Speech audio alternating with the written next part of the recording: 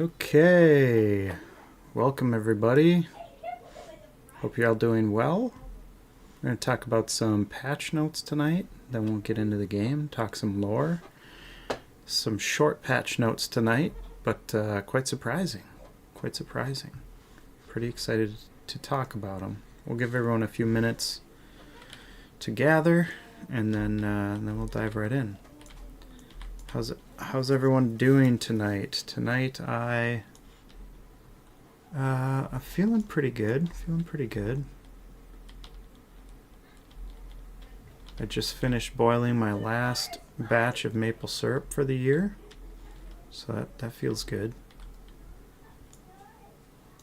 And yeah, just excited to get into the game, get into some Loreytime.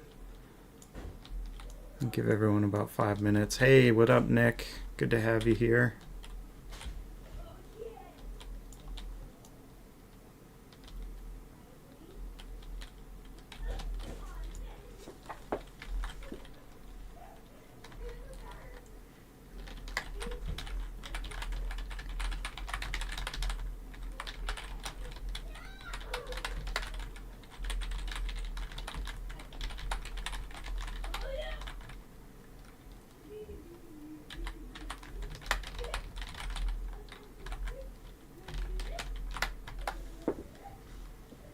Canadian Gold. What up, Atrian? Good to have you. Yes, I do my own maple syrup, Nick. Yep.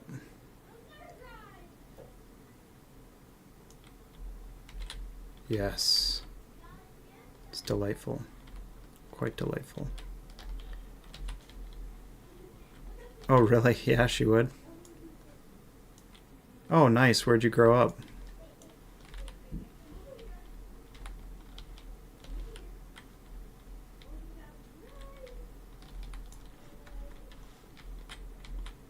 Kill one essence drinker here before I go into the patch notes. It's just too tempting.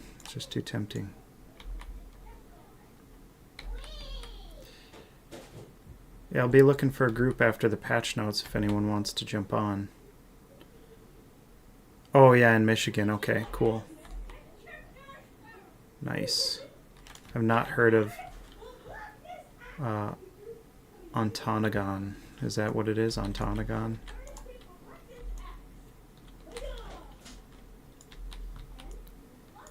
Oh, gotcha. Nice. Man, the smoke coming out of this rupture is freaking awesome. Look at that. I wonder when that got added. Nice, that's awesome. Yeah, I'm in the the flooded ruins right now. Ontonagon.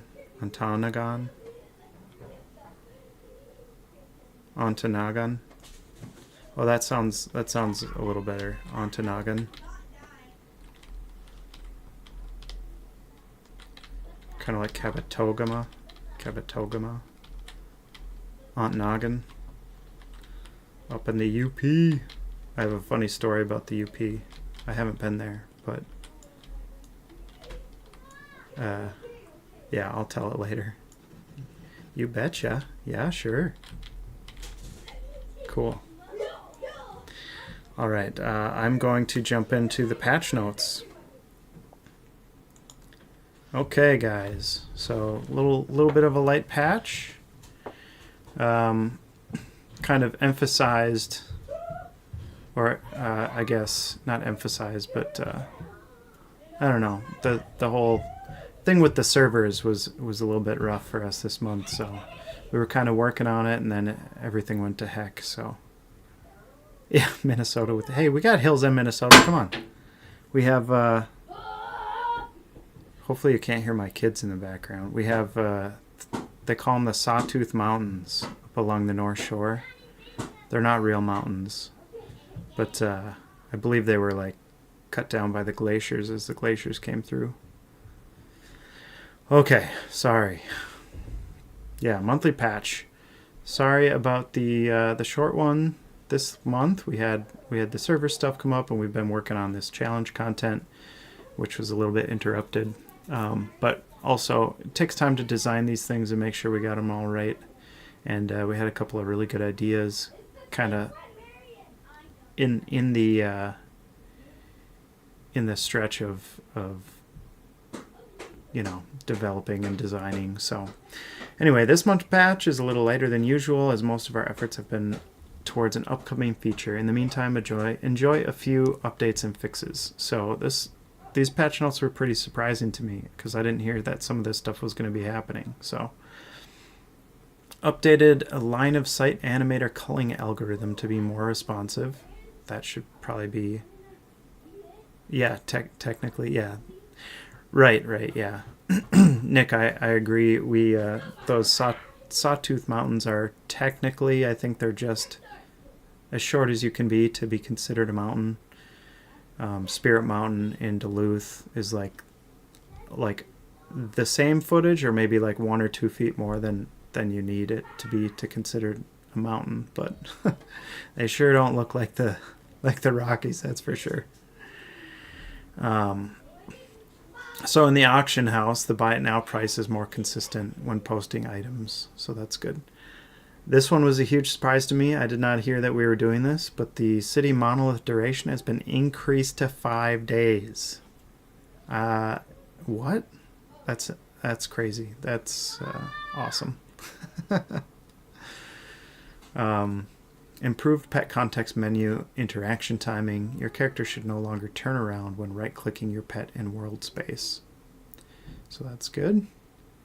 Added VFX to humanoid NPC heals. That's super helpful. Added VFX to bear swipes. So those two I didn't hear that those had been coming either. But I think this next one you can thank Nick and Sokram, I think. We were, I think last Tuesday when we were playing, we were talking about the potions, and it came up that it didn't have chemical damage on it. So I think that got added. And I think we then discussed it again on Thursday last week too. So yeah, after adding a lay finder, yeah, that's a good point. 5 days though, yeah, it's got to be feel pretty good for you guys. I have been pretty impressed with how consistent you guys have been about keeping that up. That's pretty awesome. Warden's Assist Alchemy 1 additionally increases stats on Alchemy 1. Nice, okay. Just one more way the Warden is OP. All right, Undone, I see you. Next up, mental damage, Nick says. I'll make sure to pass that along to Undone and Adric. Reduced range on Cordoon's Aegis protective buff. Now, I don't raid yet, so I'm not 100% sure, or like I'm not even close to Grizzled Peaks, and I don't recall that in testing. So anyone want to enlighten me on what the Aegis protective buff is? That would be cool. The Cordoon Ally Phase 2 will only start using Alchemy Infusion when below 50% health. A more proper reset will come at a later date. So, yes, Cordoon Ally. Let's see. Combat chat filter improvements. Warlord songs and healing will always appear as long as their filter is enabled. However, if you also have additional combat filters active, my combat in, my combat out, and other combat, Warlord songs and healings will be further filtered to only show from the combat sources you have selected. Nick says, I reported that Elk Advantage Strike is basically the same as Base Assist now, so that's probably why the change to Alchemy Assist. Nice. Alright, a couple of fixes, some navigation fixes in Dryfoot, fixed a typo on Marshall's Pressure tooltip, fixed skinning level on Queen of Hearts, fixed NPC premeditate to buff the NPC instead of the player. That's probably important. Yeah, so kind of light this month on patch notes, but you guys are going to appreciate later when you get the next content we have ready to go for you. So without further ado, let's jump into the game. Okay,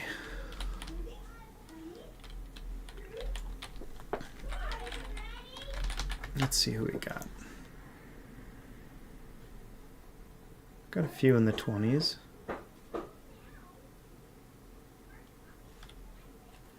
Do a little shout here.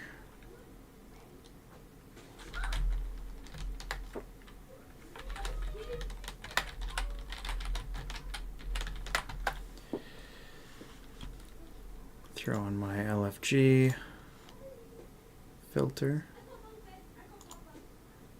Oh, I can be online.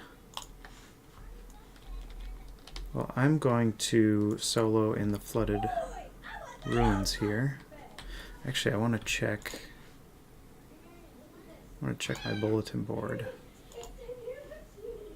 I'm done with that, so I'm going to run back quick, maybe do some repair, and get my next task.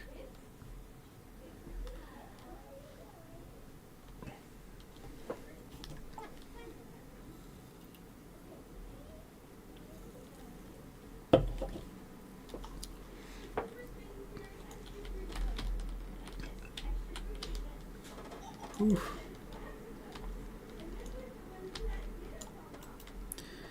Man, I love the weather. It's so cool. It's all cloudy and stuff. Delightful. Delightful. I also really like the music here in... Oh, nice. I'll send you an invite. Thanks, Nick.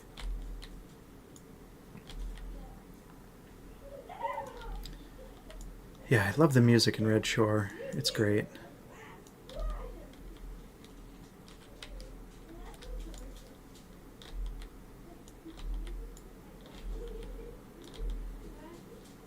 I bet you have a hard time holding back.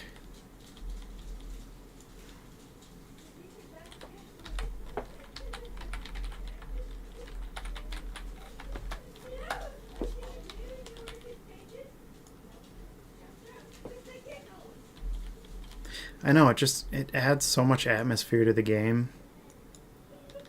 Yeah, it's one of those things. I'm heading back to repair. I will be yeah, I'm going to Twill's Palisade for it.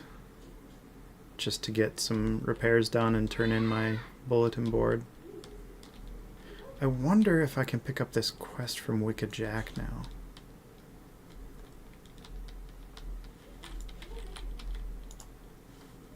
We meet again, Jack, just as you said.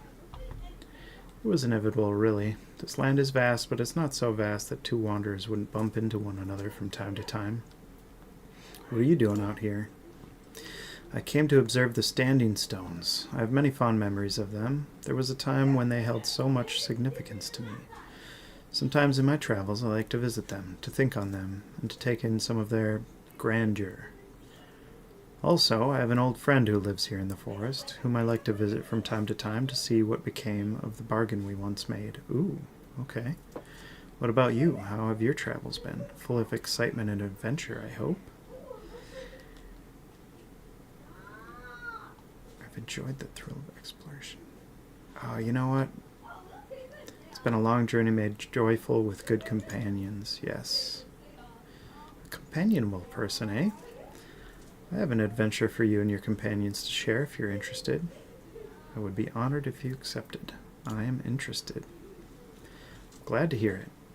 Have you encountered the Ember Drifts in your travels? Portals to strange places that make use of Ember's curious capabilities? There's one here in the forest, though it moves about with the flow of Ember. Beyond the gate is a forgotten palace. Go there with your companions and battle the inhabitants. Slay them 9 times twice. Once you've done this, I will consider you and your companions successful. Sweet!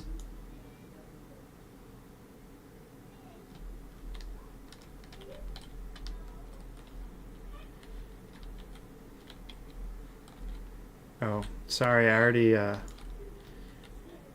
grabbed the Ember Veins.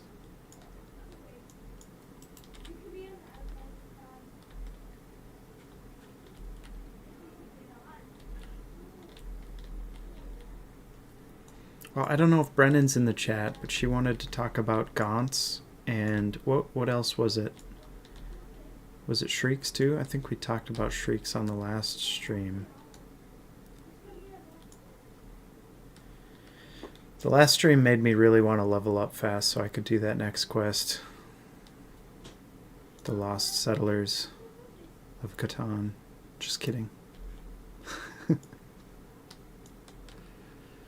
But we must stay steady on our journey.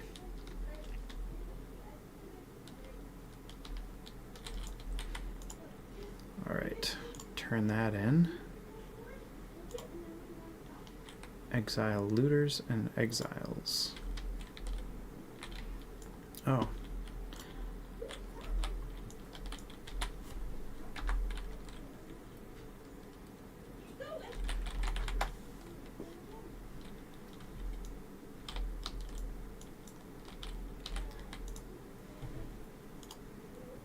Oh yeah, that's right, it's Boris.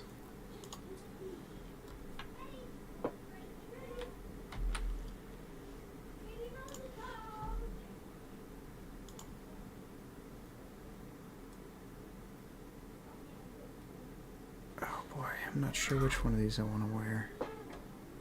I'll have to look at that.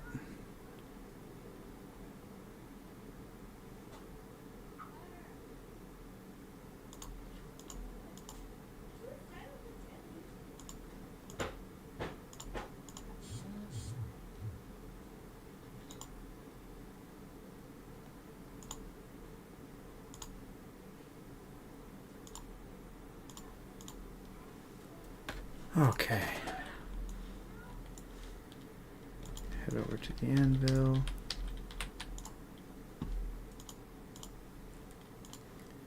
Sweet. Alright, I gotta just check my... So, 2 and 19. Got 4.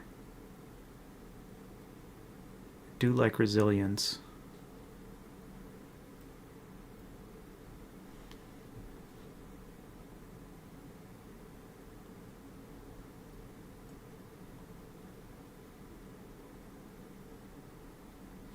Oh, I see that raven. I see that raven, Navarre.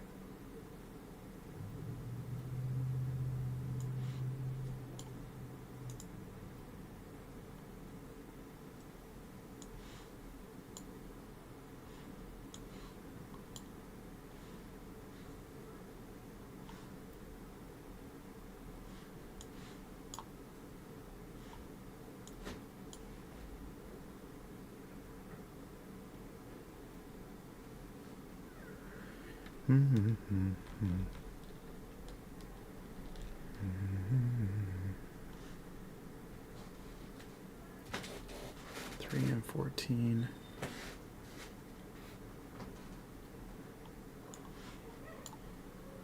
I'm gonna stick with the... What do we got here?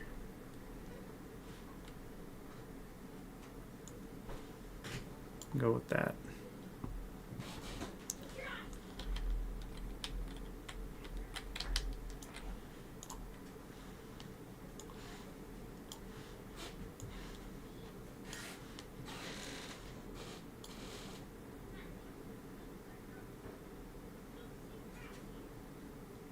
Got 2 of these now.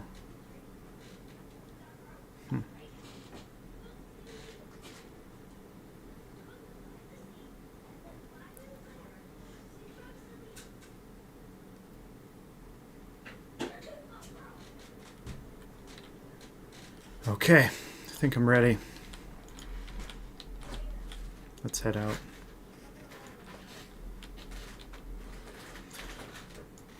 Well, could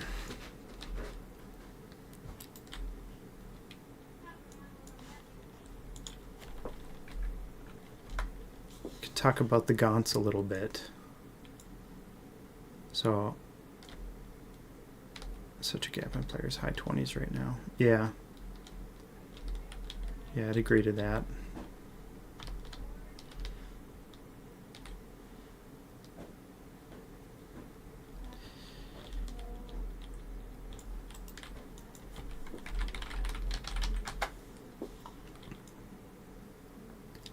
I mean, we could invite some of the lower 20s, they would get gelled up. It looks like they're busy in Ember Veins, kind of. Oh, the Gaunts. Yeah, they are terrifying. There's a few terrifying creatures in Embers Adrift. One of them being the Wood Claimed. Have you ever looked up close at their faces? Whew. Yeah, we try to keep some things a surprise, especially when we come up with new creatures. Kind of try to keep that a surprise as long as we can. So the Wood Claimed... gosh, the cats. What are the cats named again?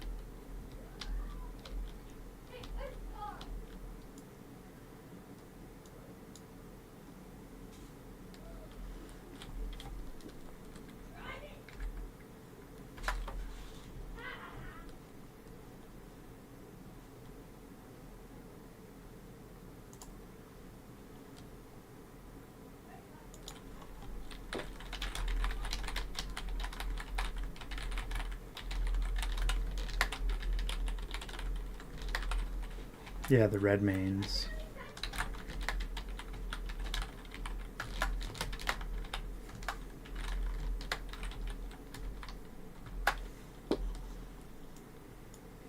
Yeah, no, I get it. I get it. The delay. Man, the red mains are terrifying. Also, look at their face. They have really rough tongues, so when they lick their faces, they've licked them so much that it's like worn through to the bone. And there's always, because they're so lusting after the taste of blood, that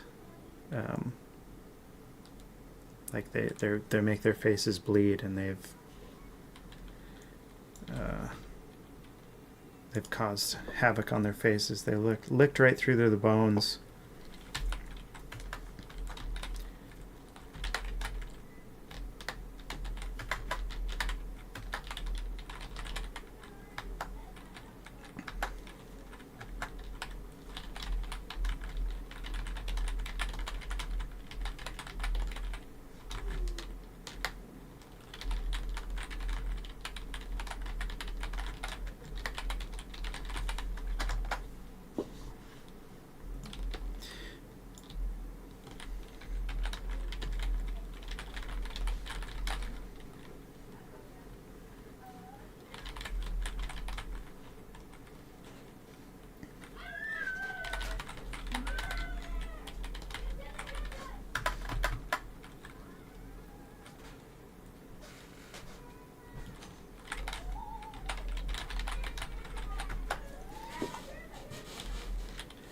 Okay.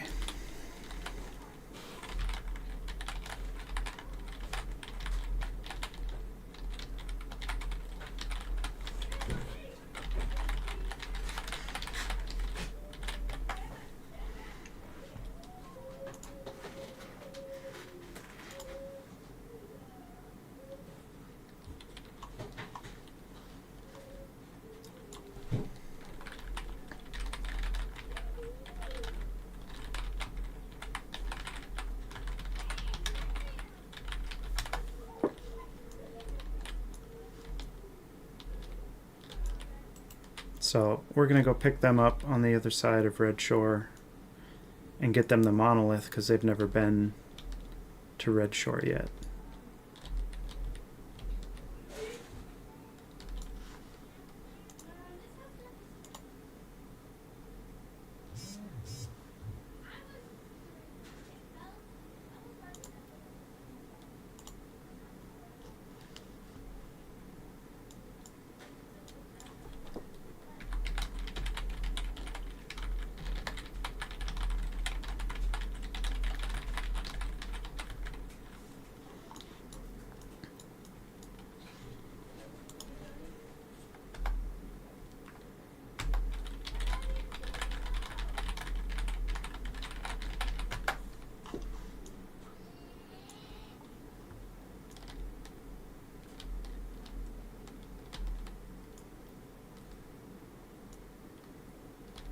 Yeah, we'll have to go all the way to the other side of the zone. That's okay.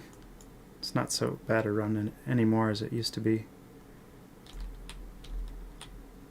Do the crabs auto attack?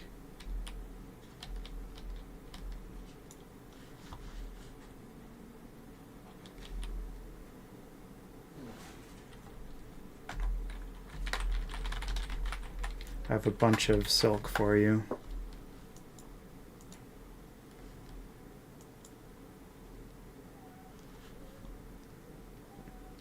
How many do you need? That's the question.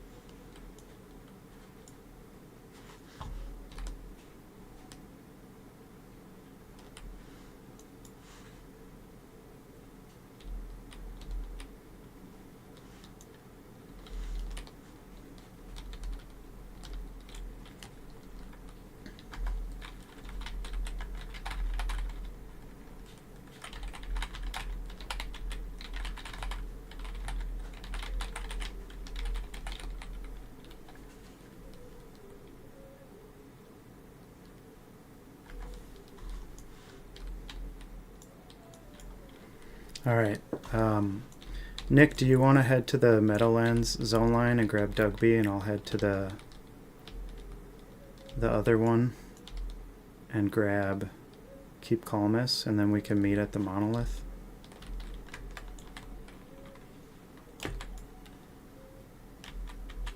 Oh yeah, he's already found it. Never mind.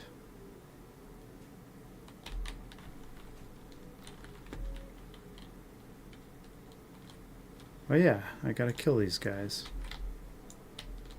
That's okay. We started talking about the Gaunts, Brennan, but we did not go into full detail yet. You said you wanted to talk about the Gaunts. I don't remember if there was more than that.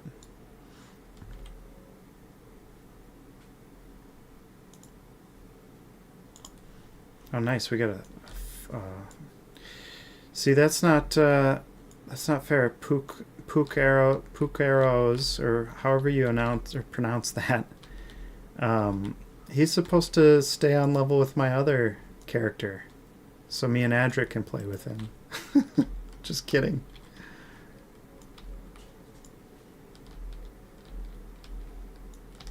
Yeah, the spiders are hard. So Brennan, Ferric. I can never remember how to pronounce the second part of that. Viltnir?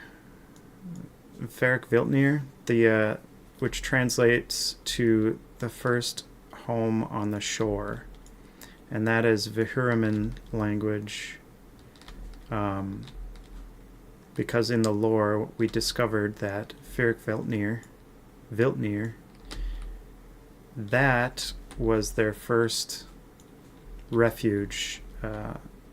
They didn't stay near where the old wall is. Actually, the old wall is the last thing they ever built, really. Yes. And we talked about it once before on the stream, quite a while ago, but Dryfoot used to be Wetfoot, really. I mean, it used to be a wet zone. It used to be very lush.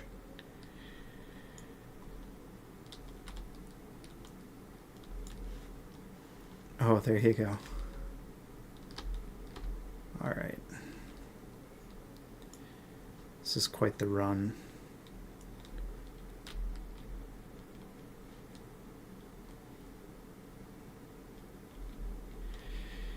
If you go into the fortress, the Dryfoot Fortress, not the stronghold, but if you go through the Osric's Rest, which was actually the escape tunnels from the fortress. If you go in there, there's a stone near the Ember Ring, and the marker in the corner says Fyrk Veltnir, and then it says a date and AS. And AS stands for After Sundering.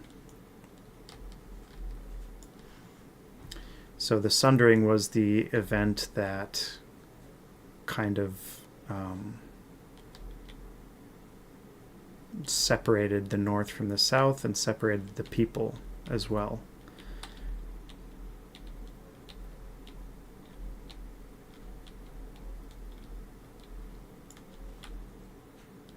Yeah.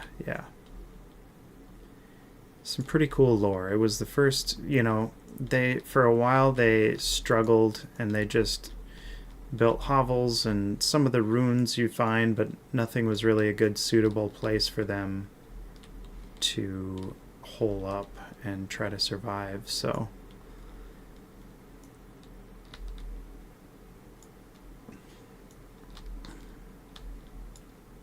that was that was the first place they found that was defensible. If you look at the fortress from the ranger camp, that Sheercrook, is it Sheercrook? I think that one's the Sheercrook camp, down kind of in the bottom of Dryfoot, like in the bowl, kind of by the monolith. You can see that it's built on this big outcropping of rock, and the shore would have been right up to that rock, so it's a good defensible position for them because it was right up on the shore of the lake. I don't know why I'm not running on the well-worn path.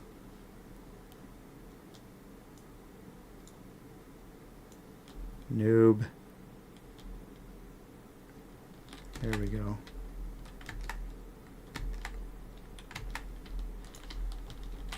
Oh, I don't have pursuit on my bar? Come on. Gotta get me some pursuit.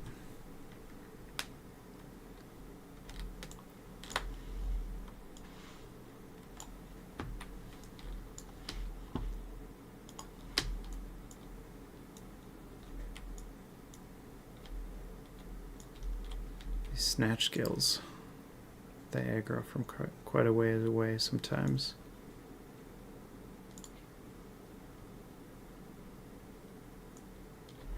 Yeah, there was a lot lost. There was a lot lost in the whole...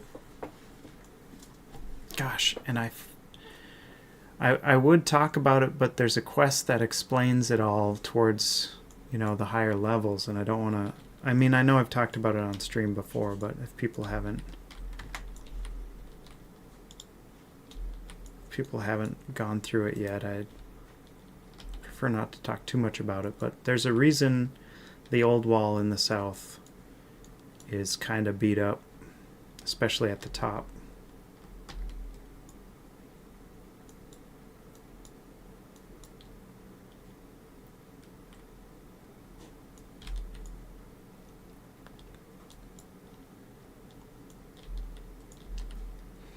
Now, Brennan, you wanted to talk about the Gaunts as well, correct?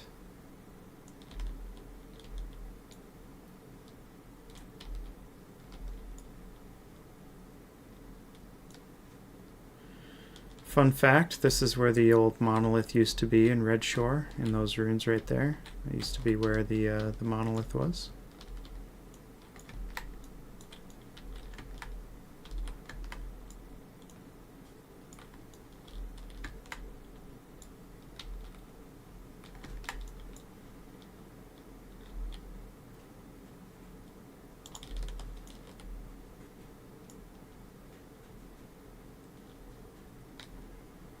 Yeah, so the Gaunts are terrifying. I don't know if you've seen them up close. I'm sure you have, Brennan, but those who may not have, they are kind of a mix between a werewolf and a goat. Would you guys say? They have horns on their heads. They have these giant, massive claws, and they're terrifying to behold.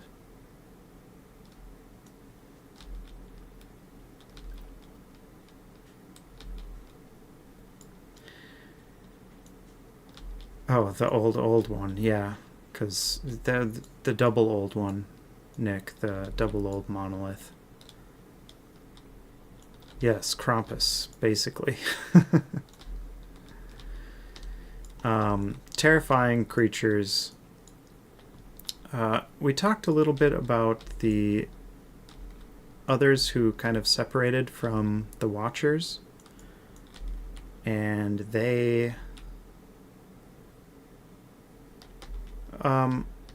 keep calmness. Are you headed to...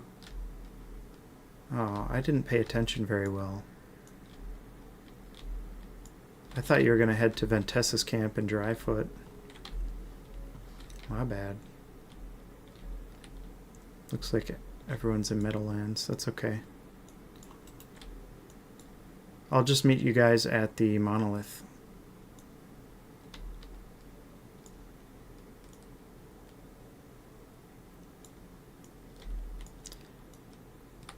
Oh, this guy's still following me? Look at him. Just staunch, steadfast. He's a stalker, that's why. Yes, the Underwood Devilmen. Yeah. So the Gaunts are the result of... So the others who separated from the Watcher others, the ones who send you on a quest, they're the good guys. The ones who separated from them, they would like to exploit you as much as possible. So when adventurers first started coming over from, like before New Haven was founded, when the first group of people started coming, when folks would die or come near to death, those others would show up to save their lives, and by saving their lives they claimed them, and they started gathering them all in the Grizzled Peaks and giving them special privileges and basically ushering them into what the Cordoon are today. Not too far off there, keep calmest. Drindin was my dwarf. Drindin Ironshield was my dwarf guardian in Lord of the Rings Online. So that's where he hails from.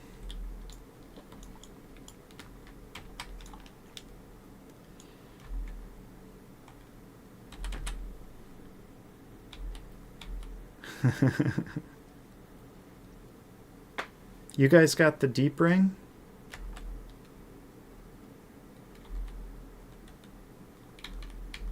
I need to get me a deep ring, another one. Yeah, it comes from, no, well, I don't know if it drops in Aquifer, but it drops from the deep water crocs in Flooded Ruins.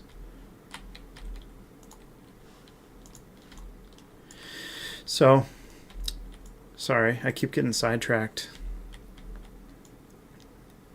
The Gaunts are basically a result of failed experiments, because what the Gaunts want to, or what the, I think I can, yeah, just give me a second here.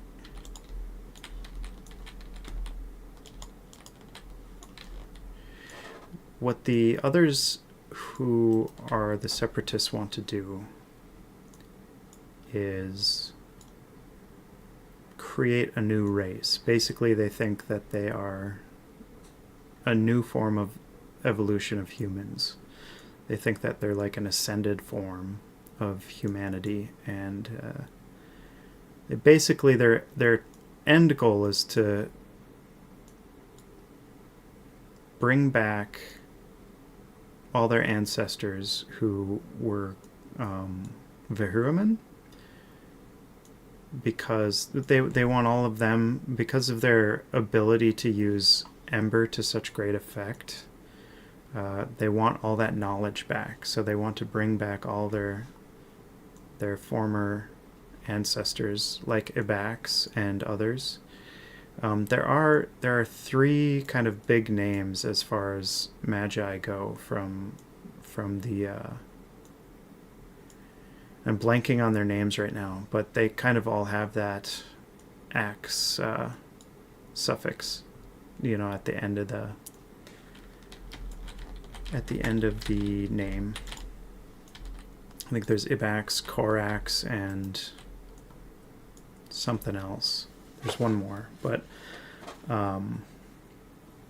basically they want them back. They want that power back. They want their memories, especially because that's how the others are basically like keeping their humanity, right? Is they have to remember. They have to stay connected to their memories. If they get too disconnected from their memories, they turn into the others that you find in the raid zone, Ibaxis.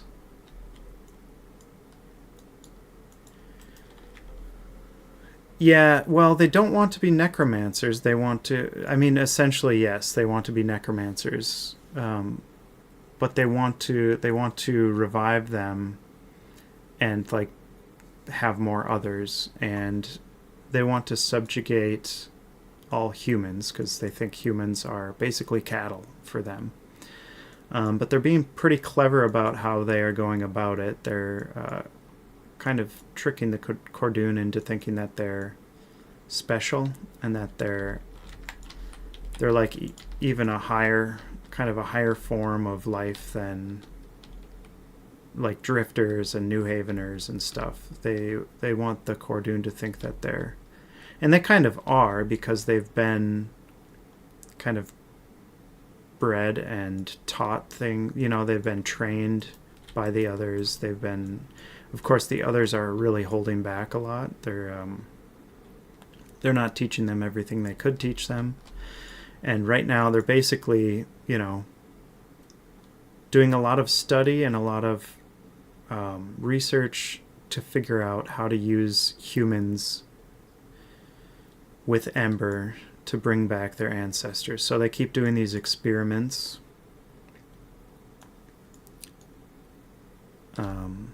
on the Cordoon. So they'll take Cordoon into Ibaxis, which to the Cordoon they think it's like they've attained a level of intelligence and like heightenedness that they've ascended into some sort of like special category, but really they're bringing them in there to actually just experiment on them.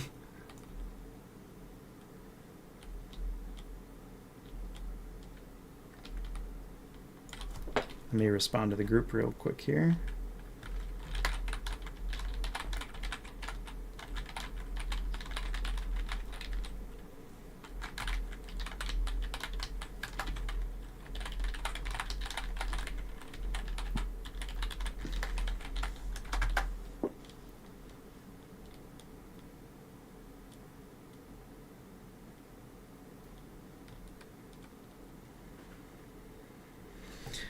Yeah, so the Gaunts are basically just, they're failed experiments.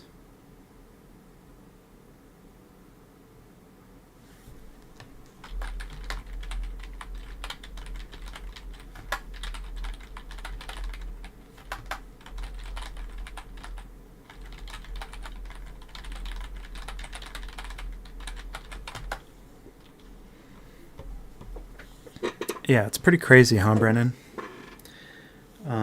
I like to think of the Gaunts a little bit like Minotaurs. They're pretty intelligent. They're very scary, and I hope we can get a maze involved at some point. Gosh, these stalkers do not quit, do they? That's so funny.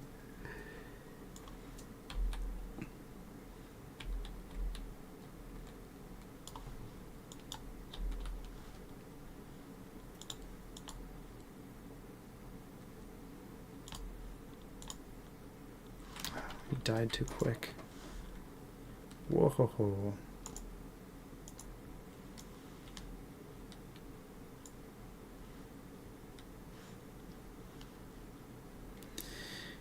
Yeah, the only difference is they don't really carry weapons, which, you know, I think fits our game pretty well. But I would love to get a maze with some Gaunts in it at some point, because they're smart enough to be maze makers. Maze runners, whatever you want to call them.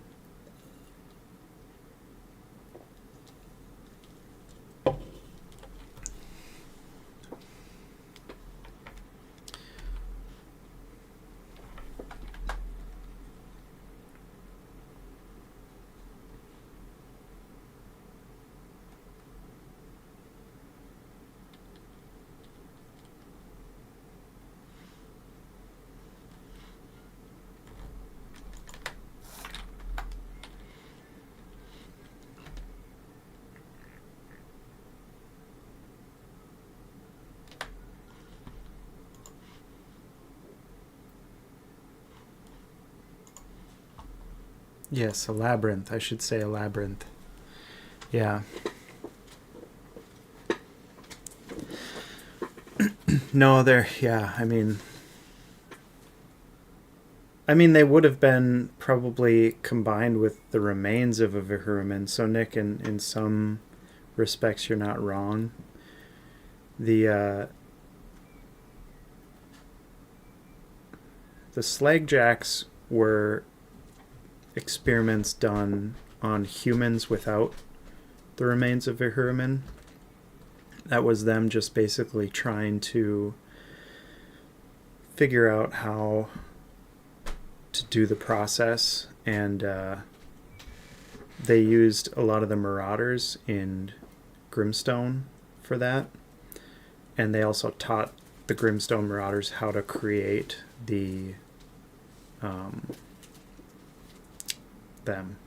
how to create the Slagjacks. So that was kind of their trade-off for the Grimstone Marauders, to help them dig up their ancient ancestors.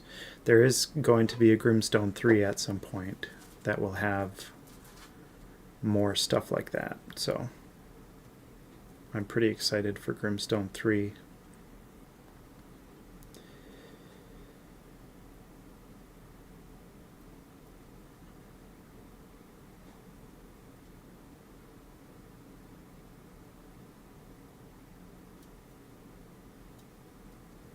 The circle, I mean, the council, we had kind of plans for the council, but they're just kind of right now, there are some good solid council members. There are some past council members who are evil. You know, it's like normal politics, right? So there's always going to be people vying for power. A lot of the council members end up getting tangled up with the consortium in New Haven City, and the problem with the consortium in New Haven City is the New Haveners kind of need the consortium in order to survive, and the consortium kind of takes advantage of that, and they kind of extort people, and they kind of keep their thumb on the council. The circle's more concerned with how New Haven and drifters are treating everything around them.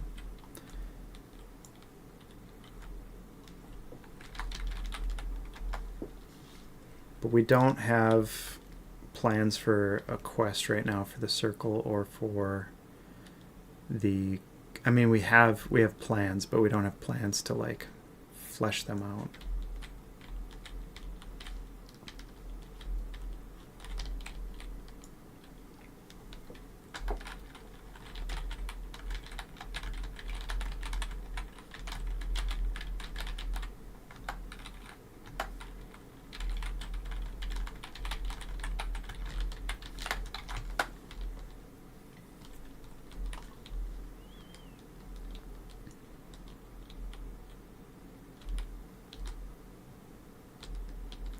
Yeah, the Circle and the Academy both want to be getting into Abaxis.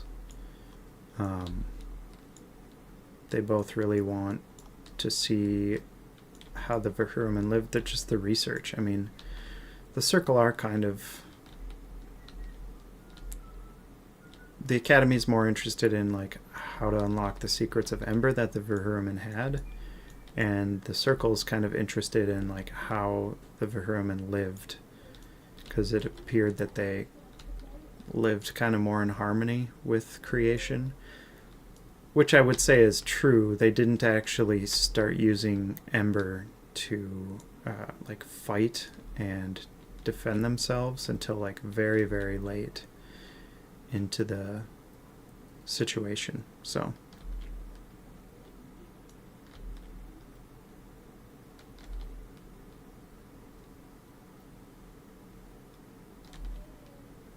yeah, it would be cool to join the Rangers. That's what I would do too.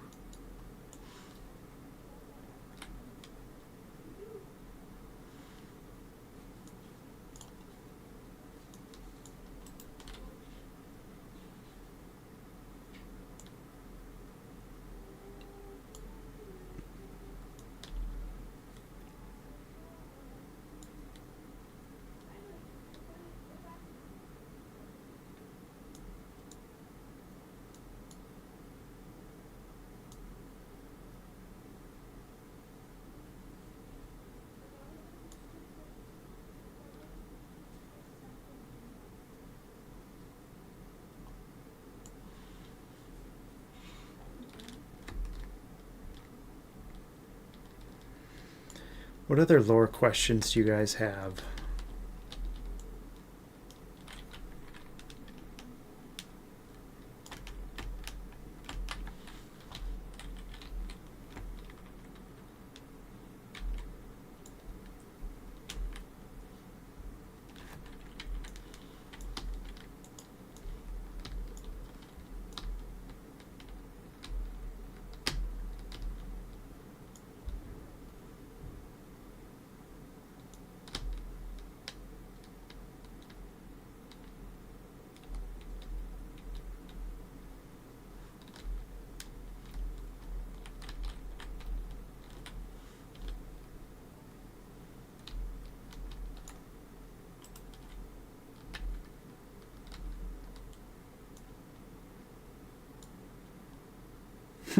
Yeah, it was that was Grimnir.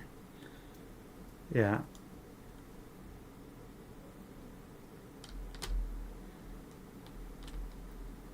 He thought he was pretty clever with that Roanoke.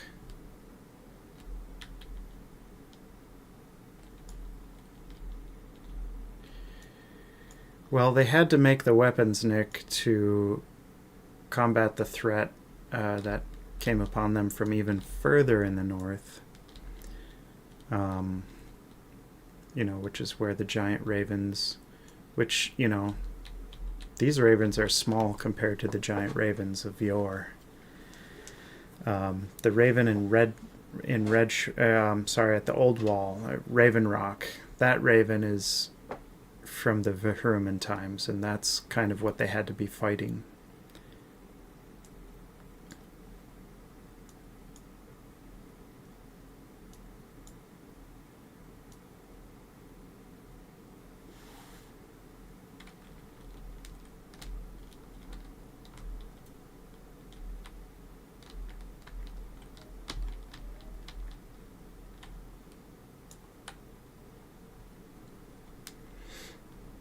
So they didn't really want to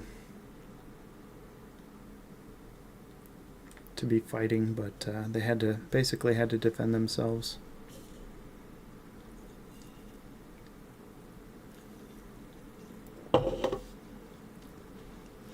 Yeah, and you kind of get some of that from Osric's Rest, the statues quest, the quest for the quest that takes you to Osric's Rest. Kind of get an inkling about, you know, that at that point everyone was like kind of running from these gargantuan beasts. They had to flee Abaxis basically. Well, they just kind of were moving into as Ember evolved these creatures in the far north, they got so big they had to start spreading out. And needless to say, they were terrifying to the Vehueramen. And so, in their terror, they thought they were being attacked, and they started using Ember to kill the giant animals. So they developed an enmity between the gargantuan creatures and the Vehueramen. So eventually, and because as they evolved in their size, they also evolved kind of in intelligence too. And at a certain point, they kind of developed an enmity for humans, and also like eventually attacked at the same, like they collectively attacked Ibaxis.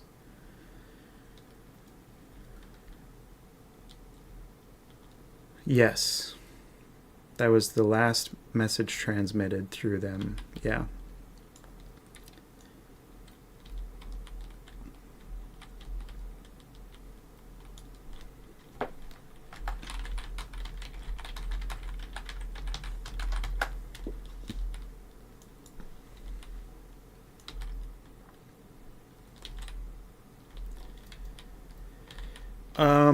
Not just Ember Hulk, but like giant gargantuan, like when you look at the ravens and then you look at the raven at Raven Rock.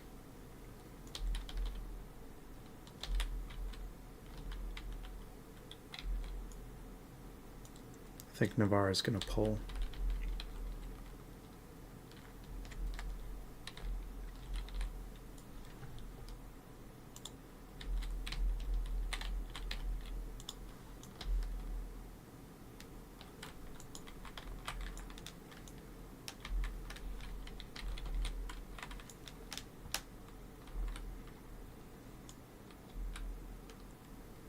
Do we even have a healer? Yeah, we have 2 healers. Nice. Okay. I would say even bigger than the Hulk. If I had to say something at all, I would say that.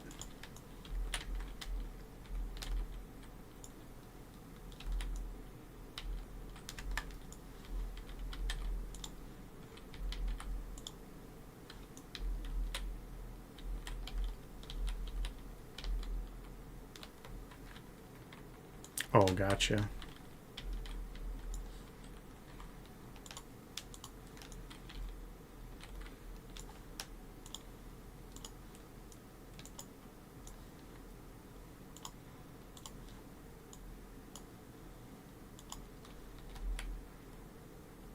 Yeah, basically.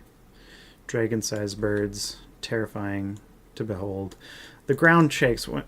So just kind of picture it this way. When your people were decimated by something that you first encountered when the ground started to shake, the Sundering almost wiped out all the Vehueramen in the north. They barely survived. It was a great tragedy for them. And then they finally build this great city called Ibaxis, and they have culture, and they have architecture, and they have beauty and light from the stars, and they've got just this wonderful civilization built. And then the ground starts shaking again. Like, it's not just terrifying because they're big creatures. It's terrifying because it brings back all of their pain and suffering from the Sundering. And then, from behind the hills and trees of the massive forest, because Ember has made everything grow even bigger than normal, these giant, massive creatures come out, and your first reaction is like, oh, great. We got to band together and get rid of these things because they're terrifying.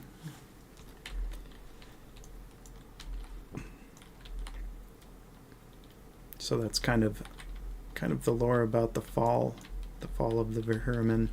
They, of course, end up fleeing Abaxis, and they end up, some people get left behind, like Osric from Osric's Rest and his family. And some people get trapped underground, like that's how the stonecoats were made. And some people, the magic users of the Vehueramen and the warriors of Abaxis that protected the Vehueramen, they basically get backed into a corner back at the very place where the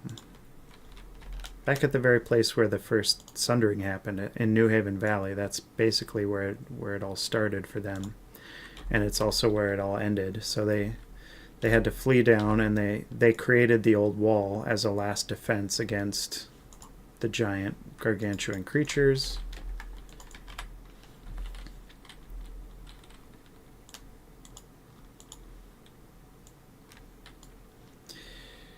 I'm going to be using a lot of alchemy tonight because I just want to get it all leveled up.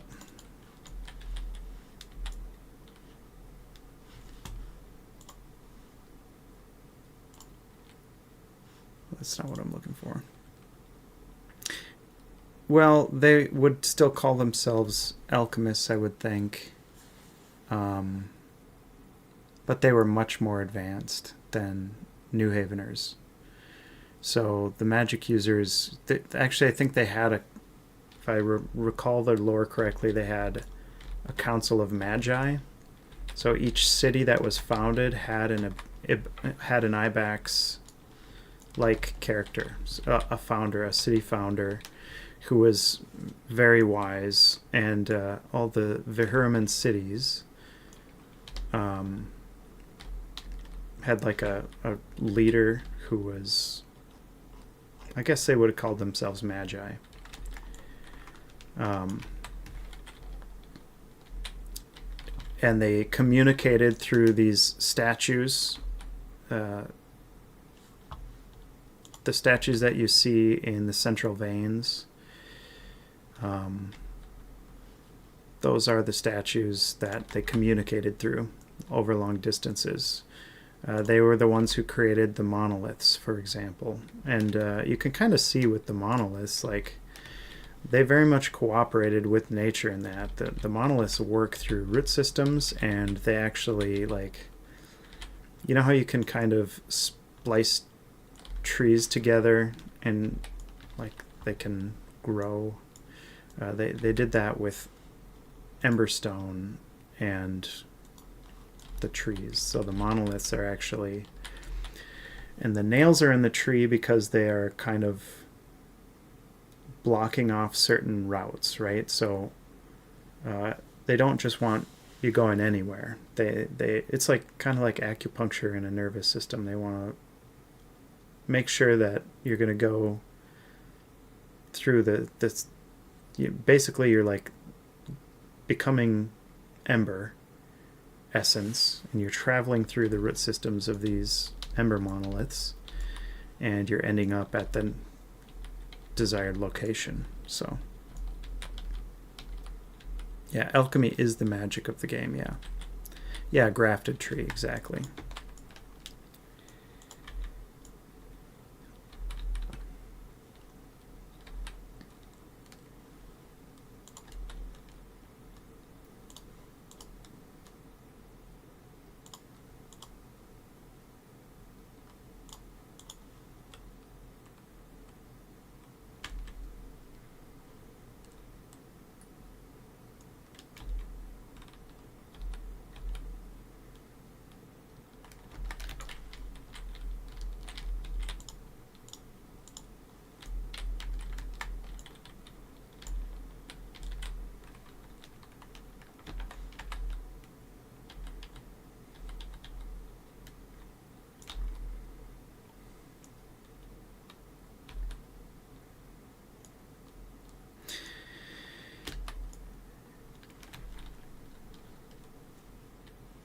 yeah, the magic system and the magic in Embers Adrift, it's not really just like, oh, let's have these things and call it alchemy. Like, it's all pretty well thought out, both in design and in lore, and specifically to be different from other games. We didn't want our magic system to just be the exact same as other games.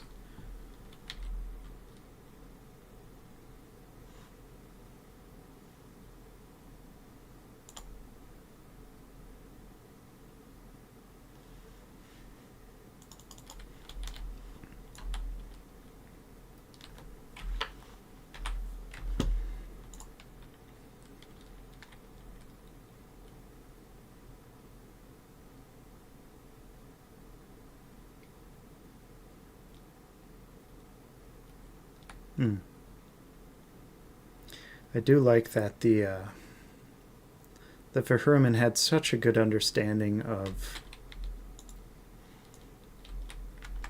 Ember and Ember Essence. They called Ember Stones Creation Stones because they understood that Ember is the essence of creation, basically. Which is kind of why it's not really supposed to be found in such great quantities on the surface of the planet.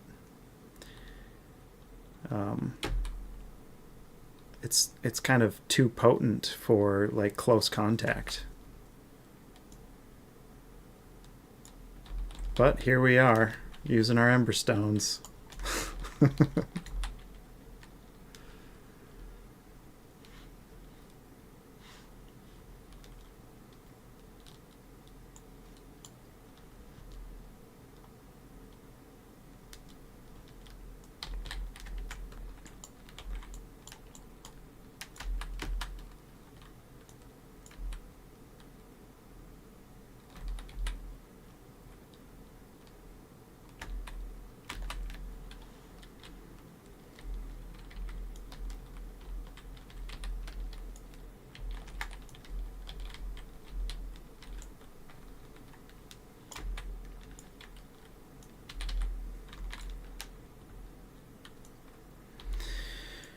So then we have the Shrieks.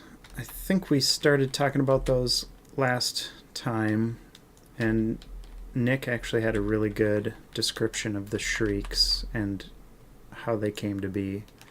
Basically, the Cabal was ejected from New Haven City. They had been discovered experimenting on other humans, like both dead and alive.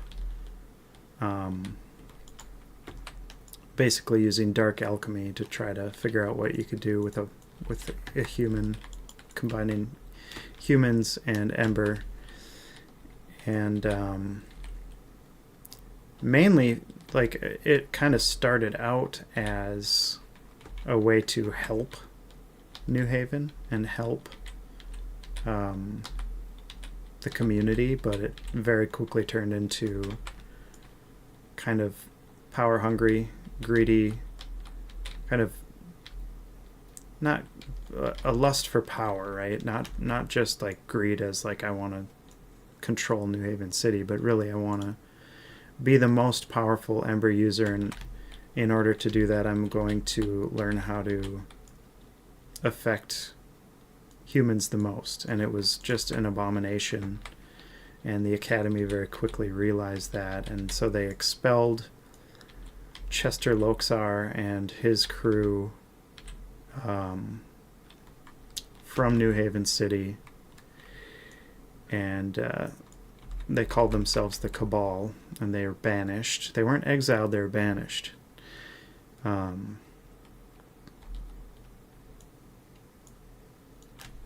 With the exiles, it's kind of like, hey, we're sorry, like,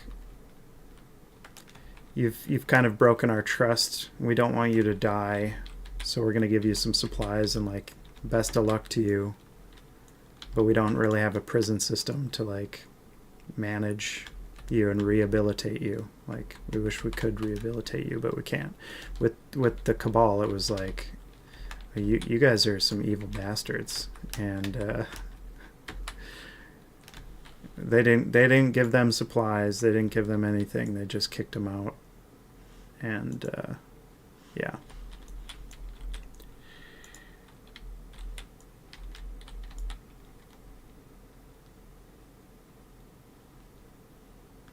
Yes. Machiavellian.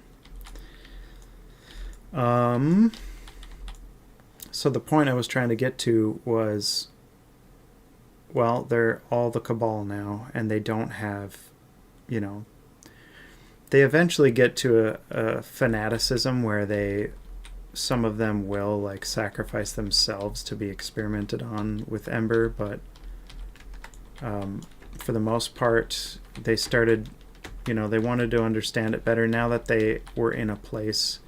So they wandered for a long time, and they figured they found the Forgotten Depths, and that's yeah, basically, yeah, that's where they excommunicated is a good way to.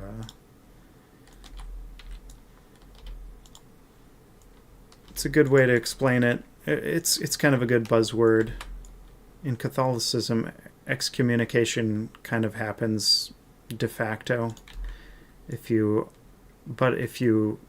repent and if you're a public figure and you get excommunicated, you have to also publicly repent. But if you kind of repent and vow not to spout heresy, you can actually be unexcommunicated. But with these guys, they're banished. They can never come back, and they also don't really want to come back. Although they don't really like New Haven, they do want to be in power. I mean, I wouldn't say their goal is to take over New Haven, because they don't really care to be there, but they just don't like the council, and they don't like the people, because they were banished. Basically, they're different from the exiles because they don't want to rule New Haven, but they think New Haveners are fools, basically, for not seeing the benefits that they could get for exploiting Ember and its power to basically make humans better and stronger, and I don't know, yeah, just like enhanced, I guess.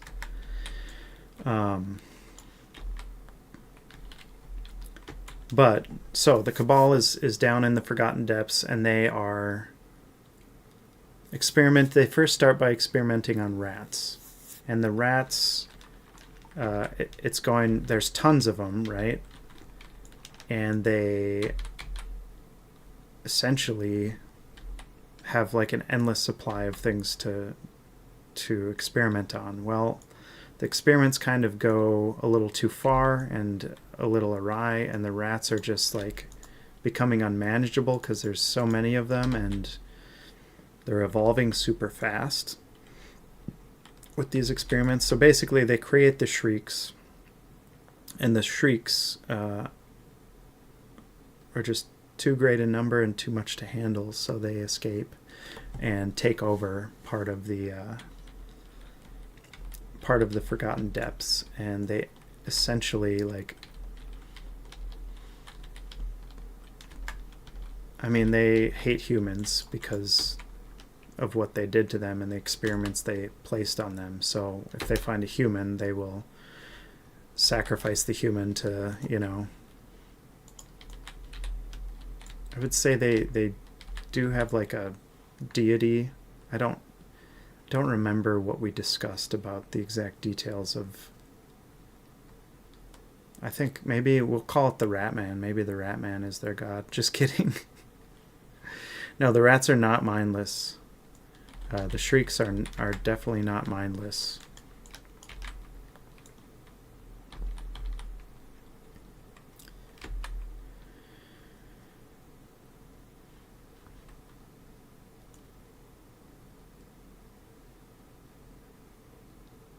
Yeah, the Nocturnes are like the next step up from the Rats for the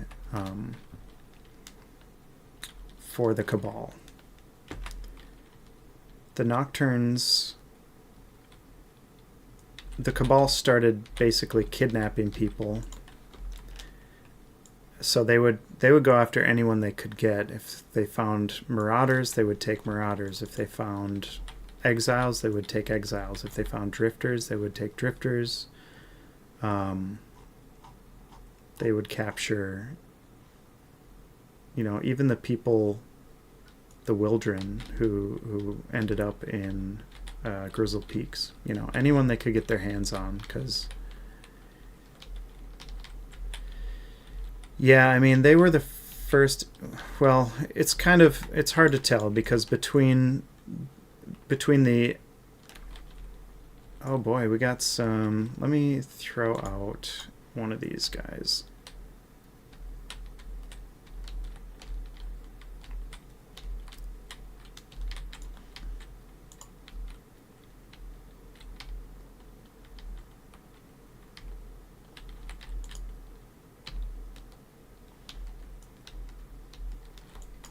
Oh, I forgot. Nick, I'm not sure if you knew this, but Pursuit will break Halt in one shot. Let me get these guys back here.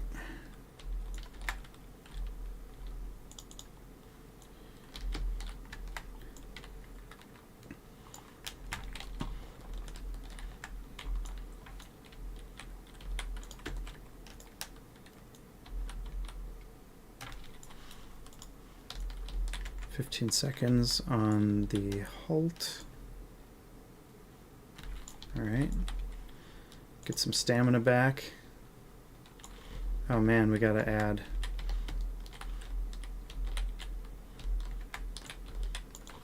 Alright, let me get these guys back here.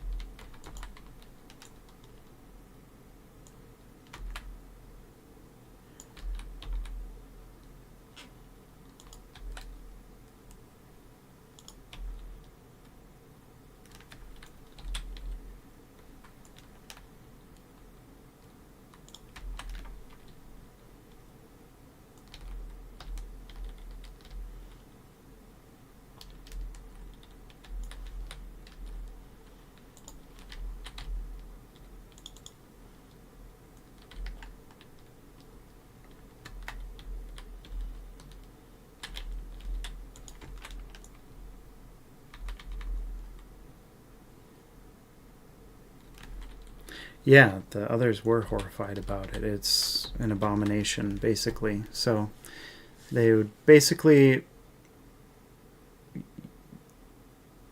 instead of experimenting on rats, they started kidnapping humans, taking them down into the bowels of the dark, and using Ember and the stone around them to create... Basically what they want is an army. An Ember-infused army to rule the world. Basically, they don't care to rule New Haven. They just want to rule everyone who is weaker than them. Basically.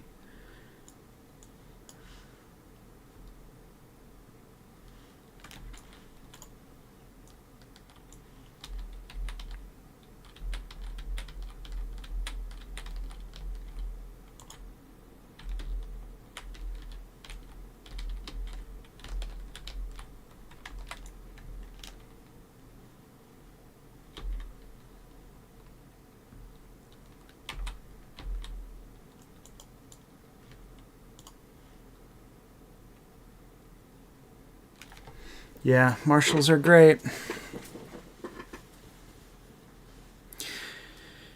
Yeah, I mean, like the stone coats are one thing because they were kind of created accidentally. And they kind of operate off of muscle memory. But the the Nocturnes are kind of mind controlled by the Cabal.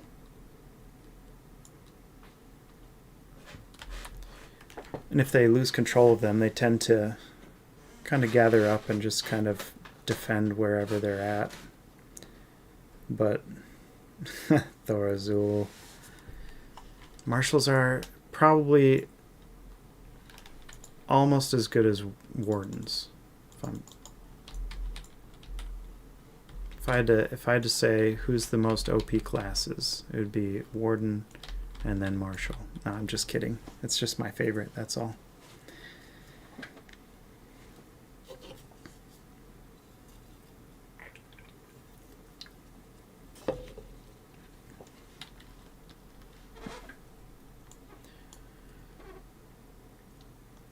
So yeah, I'll be excited to get back into the Forgotten Depths as well.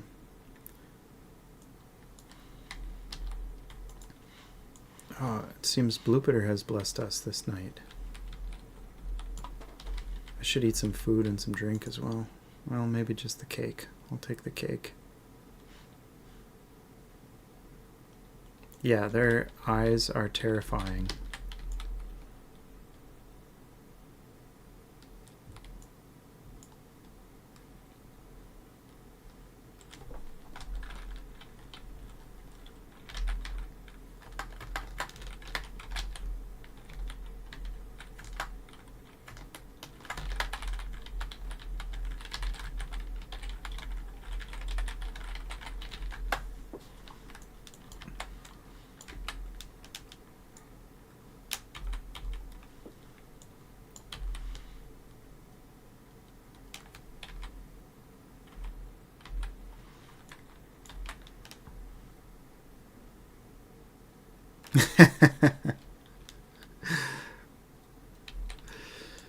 Thorazul's got a comeback for everything.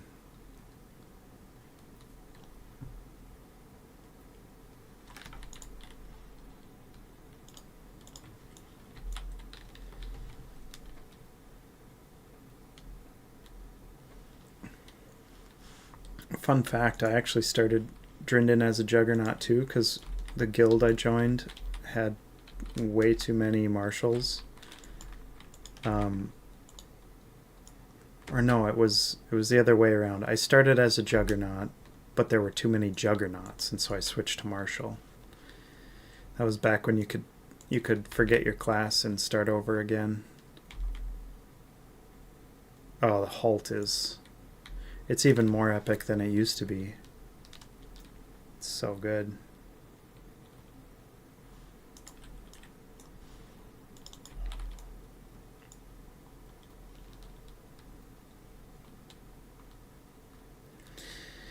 Yeah, we got a... Oh, we got Bucktooth.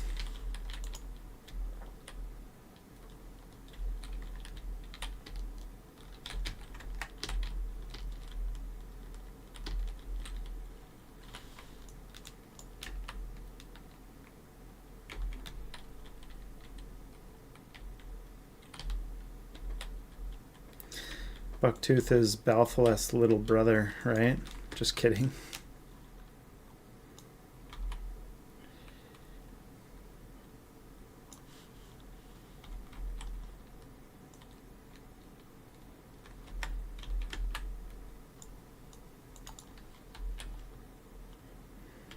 Fun fact, don't use too much Ember attacks on the Ashen, because they resist Ember damage, basically. Ooh, what do we have here?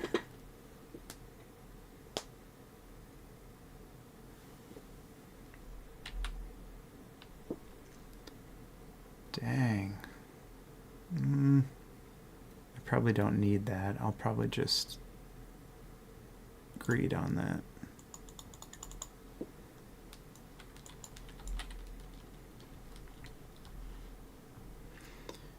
You won't be long. Pook arrows.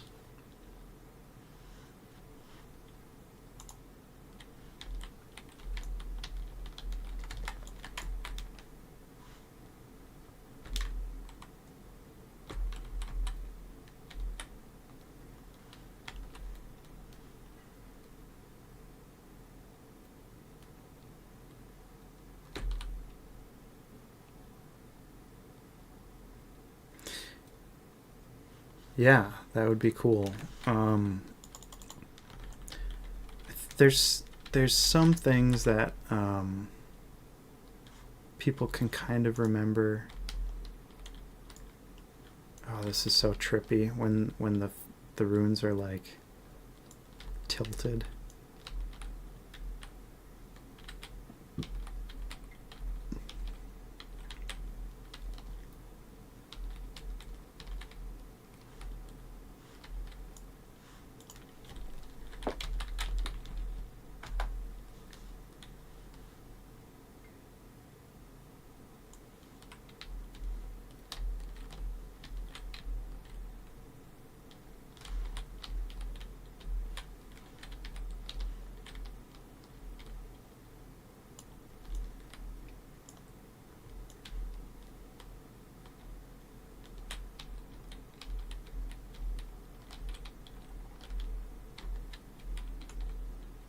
Oh, that's cool. Yeah, the three brothers Grimm at Raven Rock, they kind of remember a song. They think it was a song their mother sang to them when they were kids.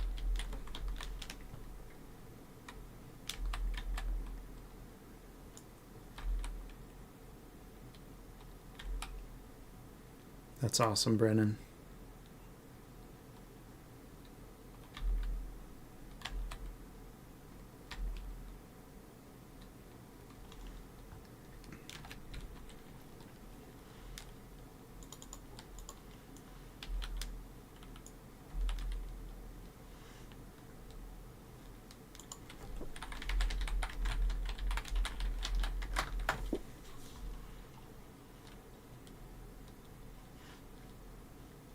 Toady is cool. Totally. He's totally cool.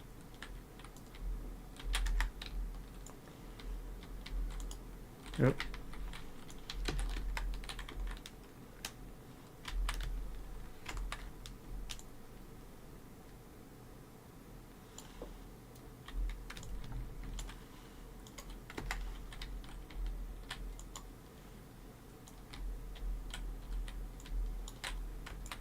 Chest.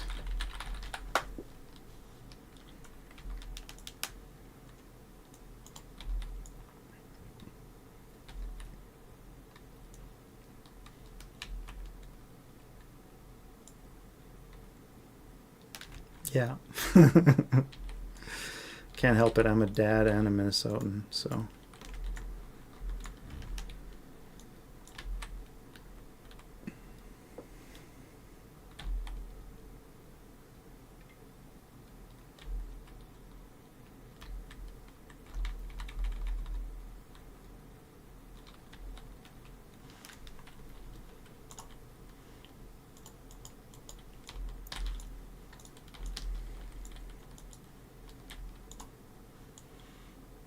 Come on, rare loot.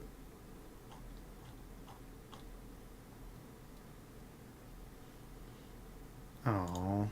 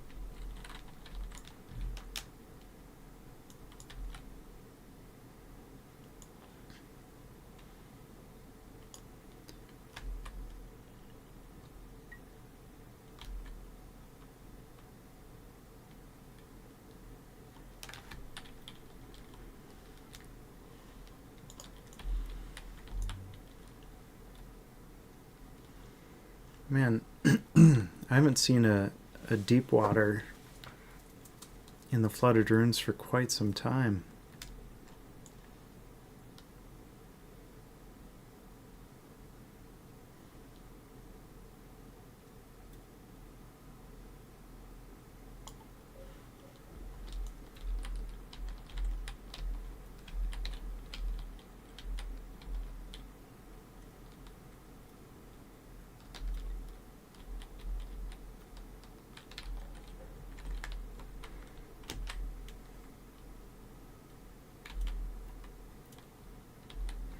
Here's a placeholder. What is it for? Creeper? I don't think we had one last time either, Navarre. Or Nick, I should say.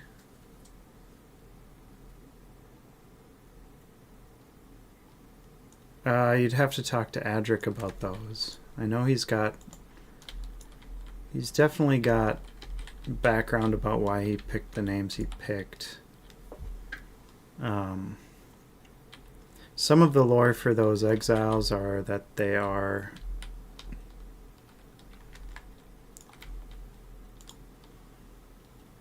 like lieutenants of the king, the exile king.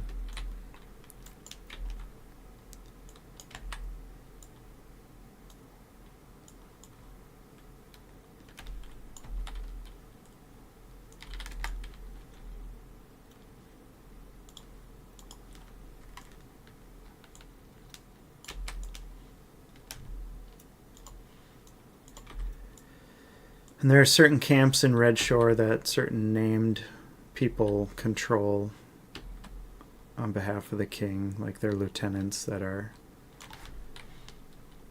out and around, where the king kind of wants to control certain areas of the forest. Yeah, I'm not sure. I mean, all the things that are kind of like items or mobs in the game are kind of all named by Adric. There are some things that in writing quests or in just talks with, dev talks that we might have had influence on for naming, but most of it's all Adric. So come check us out on Thursday when Adric and I are streaming together. You can ask him about some of those names.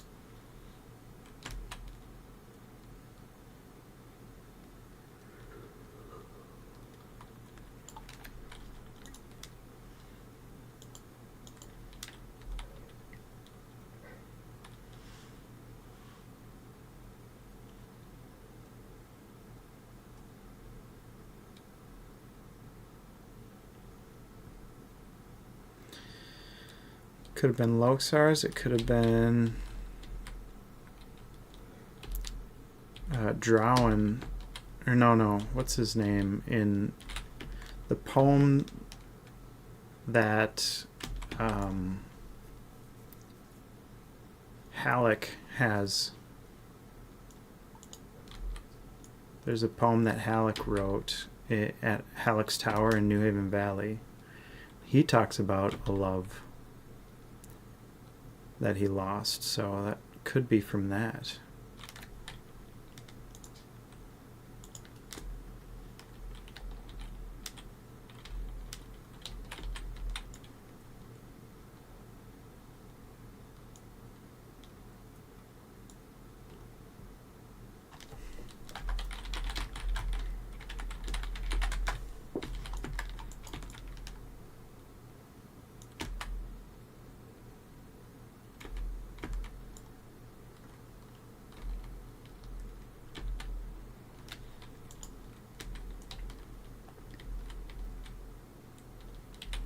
Adric got some splaining to do, yeah.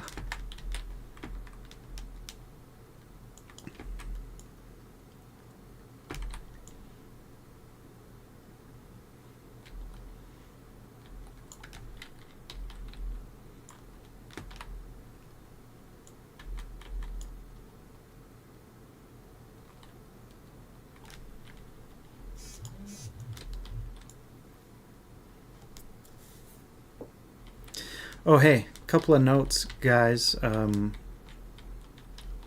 This is a rough spot here.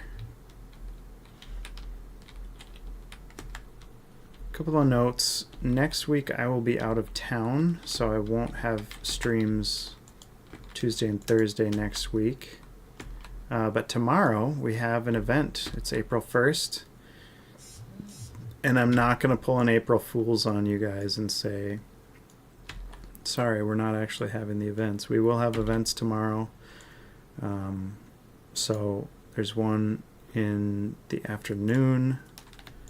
I think it's 1:30 Central Time. There's an event thing on Discord, but yeah, so you can check that out. We'll have a GM event tomorrow at 1:30, and then we'll have another one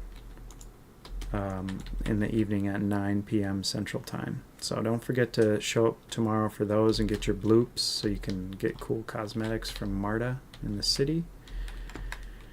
She's a wily one, she is. Very clever.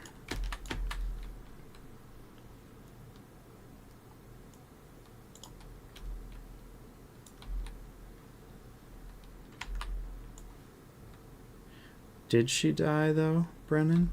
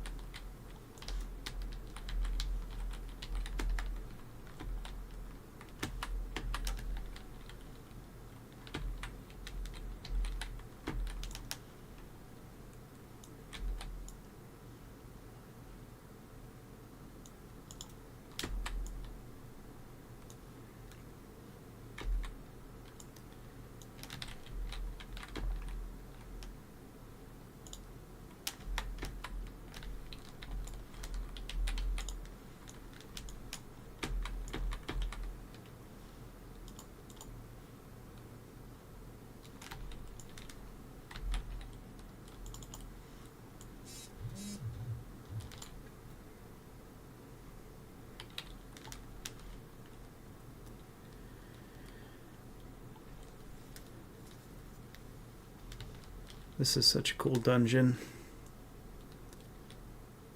I really like the aesthetic of it. How it's kind of tipped and tilted.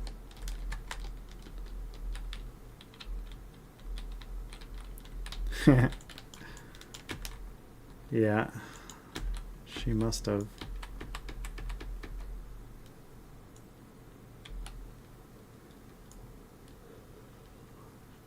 She went crazy and insane from losing the quest we had. She used to start a quest way back at launch, but it was a bit disjointed. It was a bit overwhelming, and the rewards were difficult. People did not like that quest. We had so many suggestions, like we had so many complaints about it. We just ended up taking it out.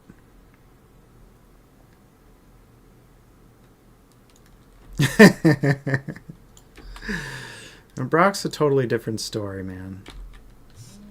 He had it coming. Just kidding. No, he didn't.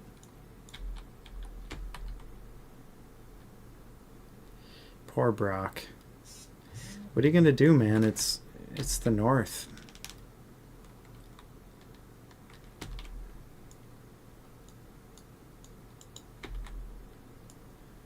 I mean, you've seen the weather in the Meadowlands.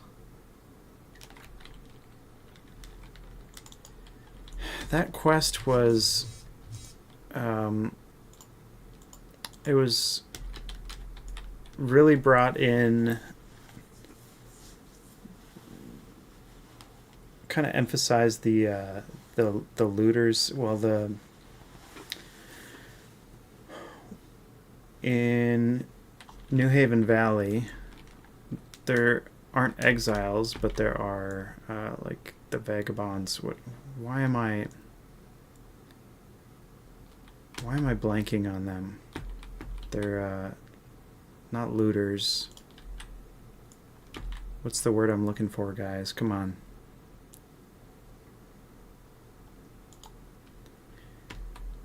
Yeah, we just couldn't take it anymore. We had to shut the quest down.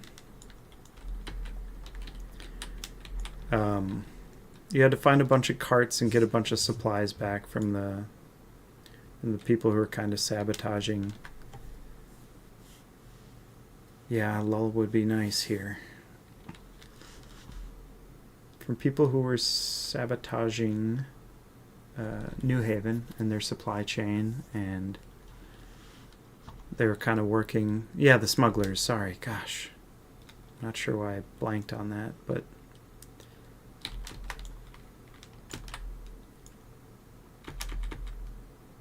Well, we better destroy these things as fast as we can, because they spawn so quickly. And we got about 15 minutes, a little longer than 15 minutes left on the stream, so once we get Gorger, we should try to start swinging back. I don't think we're far from the beginning again. Yeah, I mean, it was a massively branching quest too. Like it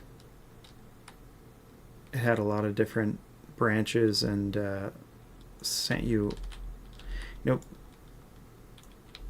It's almost as though we had almost too much content for that area, because I don't know if this is gonna work here. Partial resist. Oh, he got us. Ouch. We got a pop behind. So come back this way, guys.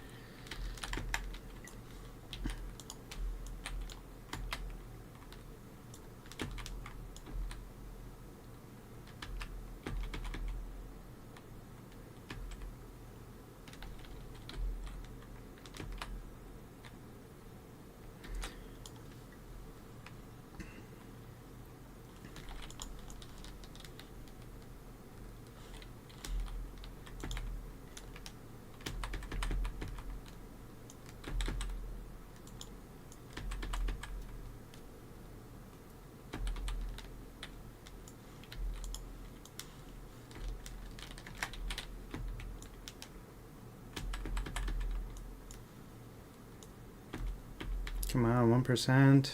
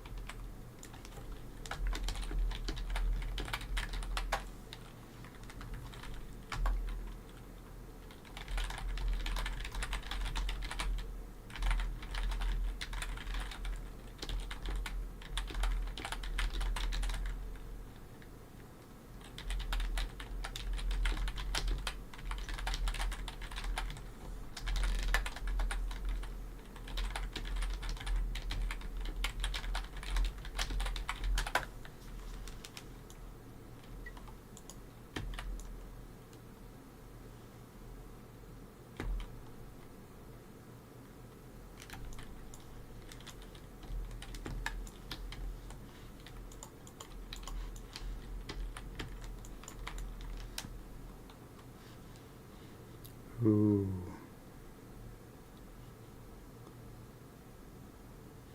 I mean, I might as well need on him, right? Hold on.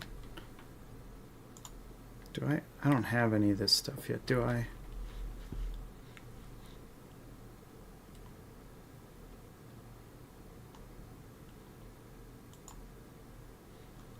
I don't.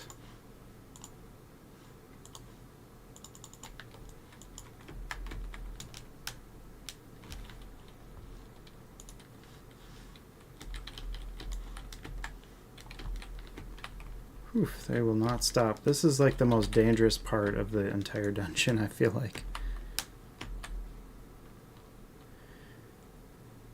Yeah.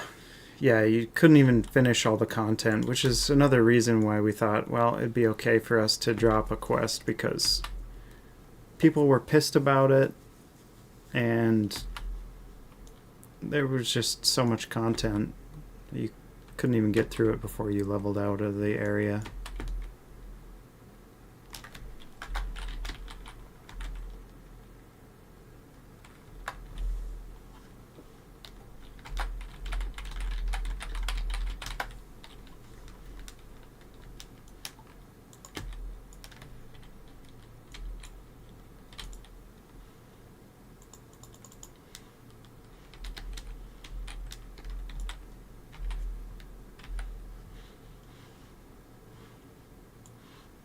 Sweet, I got my first adornment ever. That's awesome.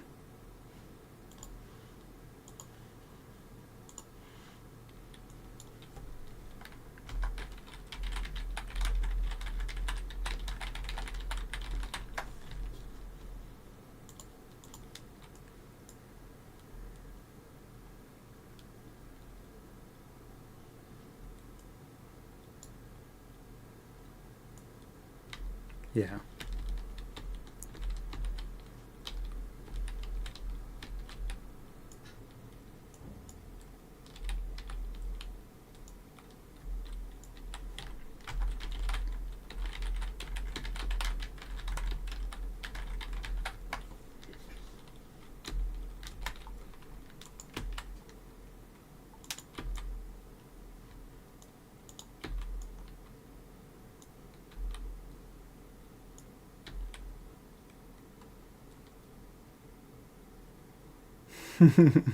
Yeah, the first zone.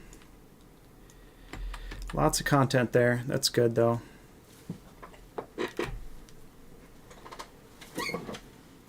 Yeah, for sure.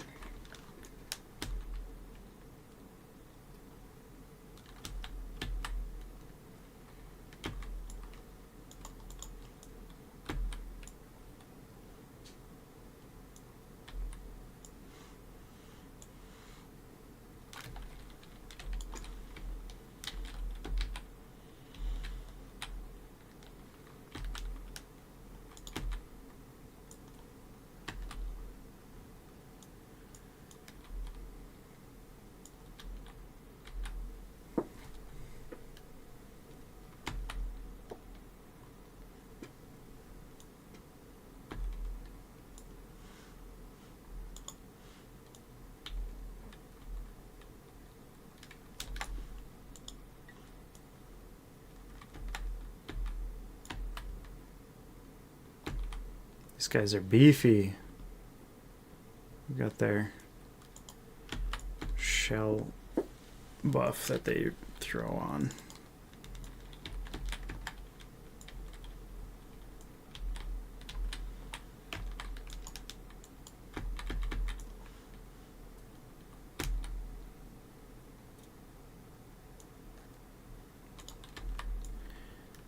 It's been a good run in here tonight. Getting a decent amount of experience.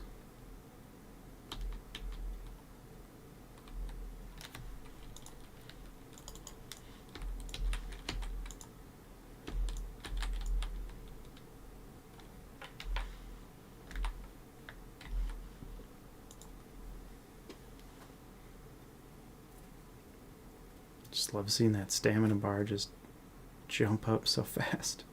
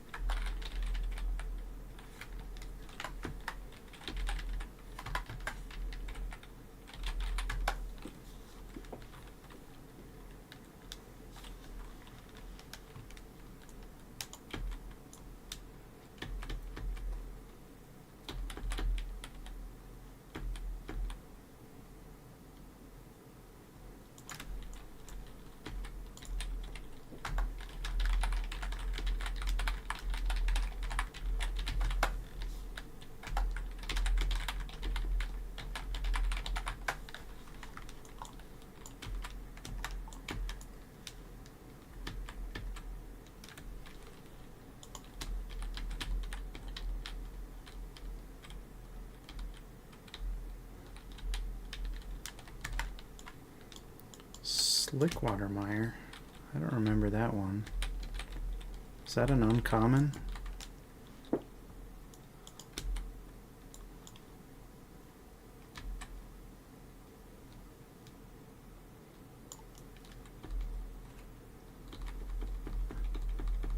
We have some friends coming.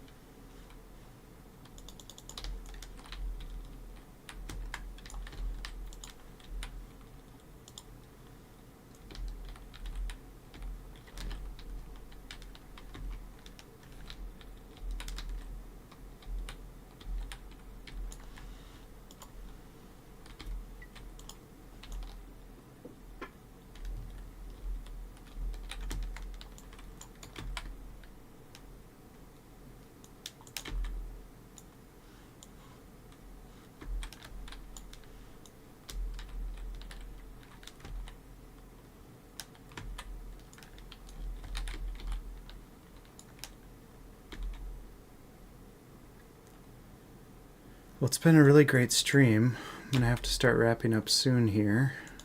The lore discussions were phenomenal tonight. Thank you guys for the questions. Really enjoyed talking about the lore because not all of it's blatantly in the game. A lot of it is, sometimes it's kind of conjecture, but it's fun to talk about, you know, this is really the way things are, or whatnot. So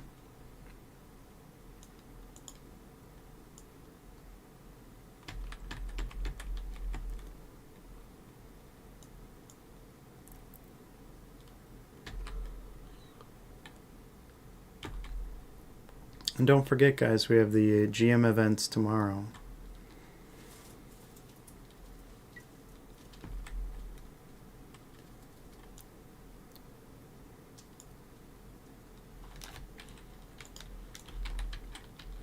Come hang out at 1:30 Central Time and 9 o'clock Central Time at night.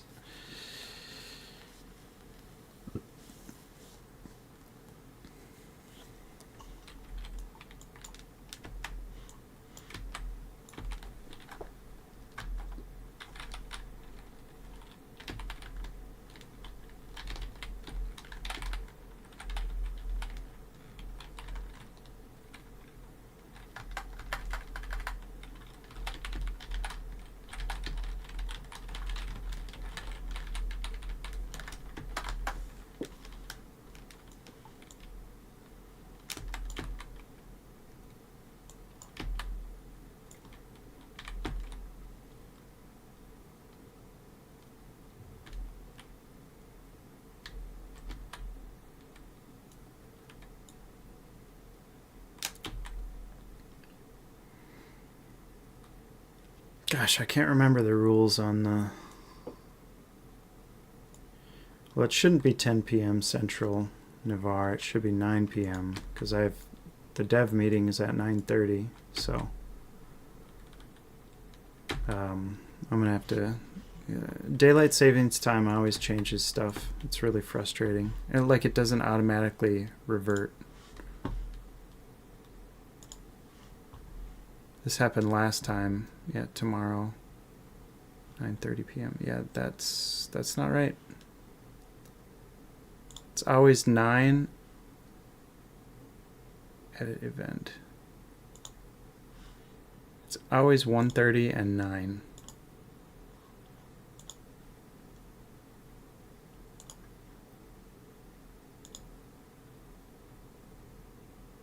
I wish I could edit all of them at once. That would be nice. There, it's edited.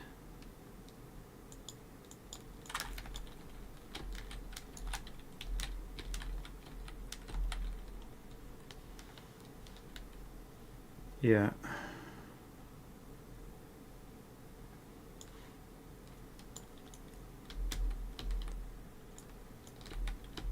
Well, you would think that Discord would have the ability to code something for daylight savings time.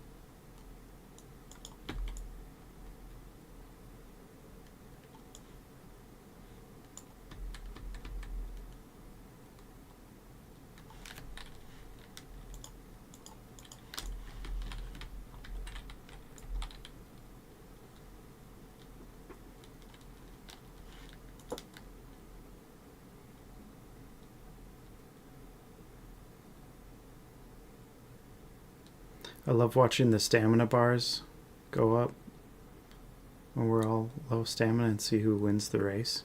I think that's hilarious.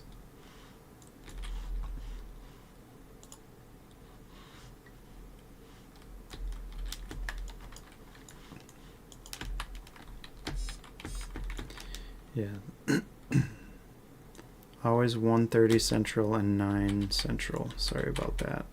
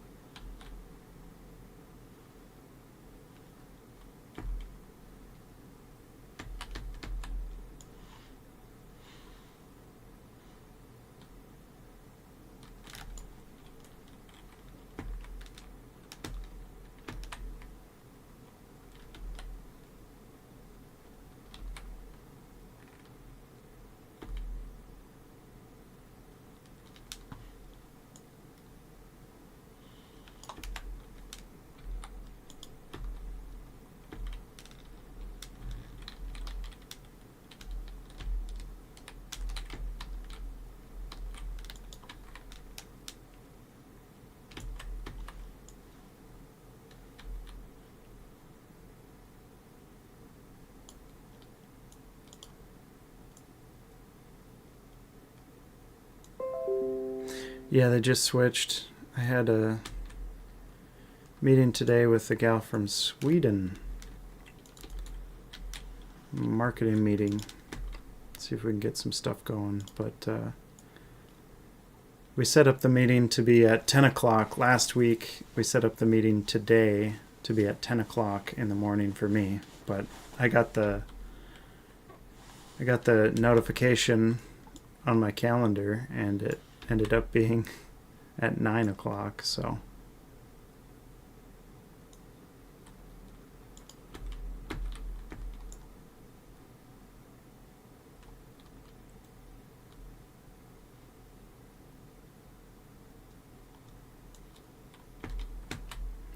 But at least they automatically changed the time for us, so we didn't miss our meeting. What up, Llama? Hey man, great stuff. And some real life drifting adventures.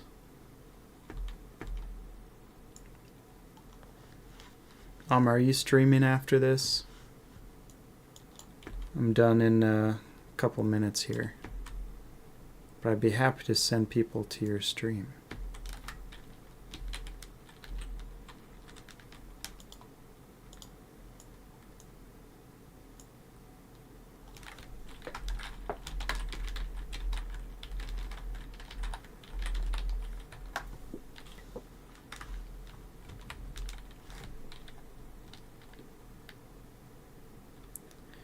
Yeah.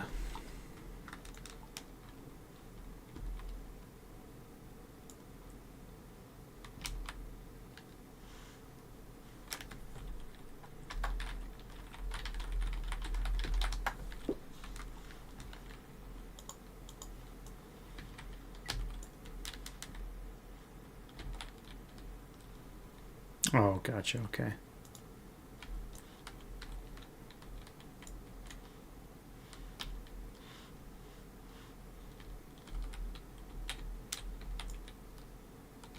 Oops, that was me. Sorry. Got a little too close.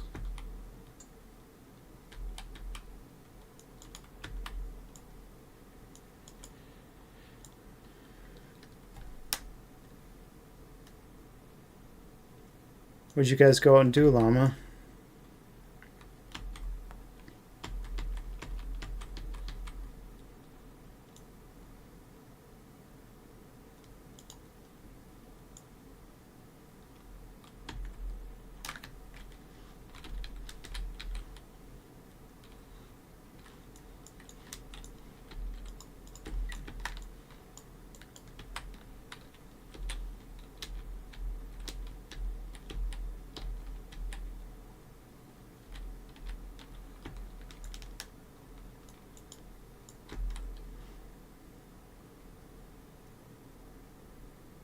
Nice.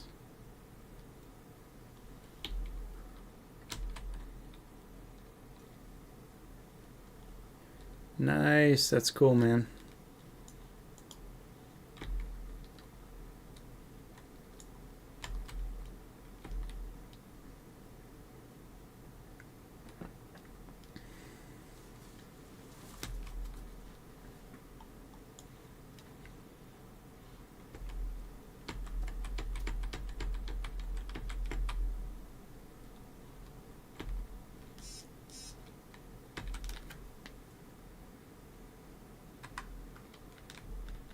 Yeah, that'd be great.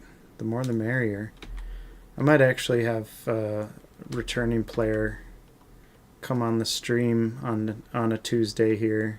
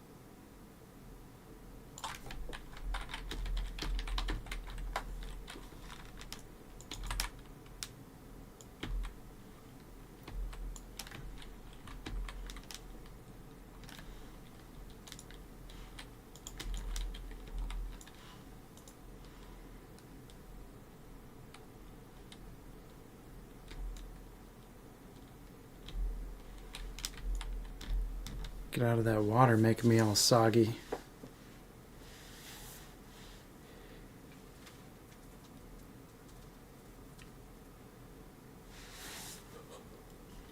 We are closing in, I believe.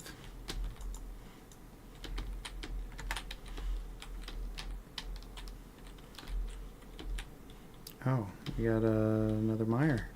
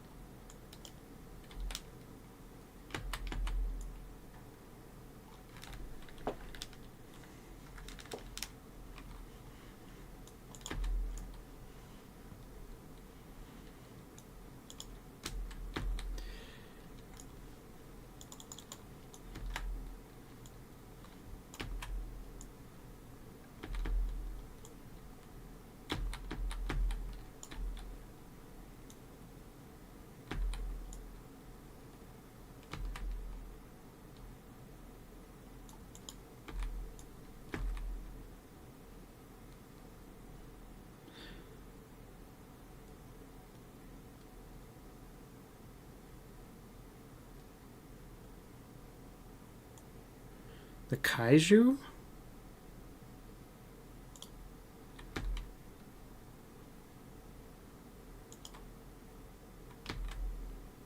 I'm not familiar with the kaiju.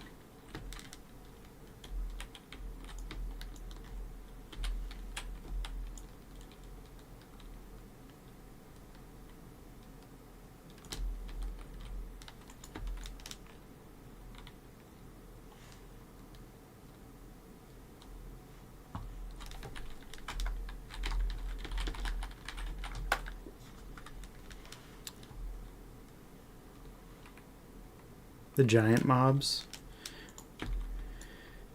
I would imagine that's some of those creatures that are left over from invading Abaxis. Way back when. Like Balthaleth is just like a super evolved from Ember mob. Oh, gotcha. yeah, the giant stuff would have just been probably not quite as big as the ones from the invasion, but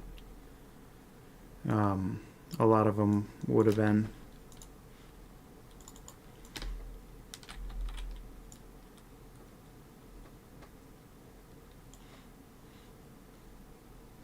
Ooh.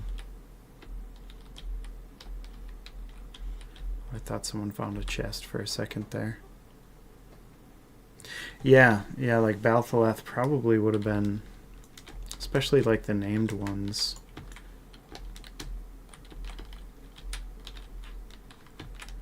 The Gaunts are obviously new. Oh man. We are pulling people.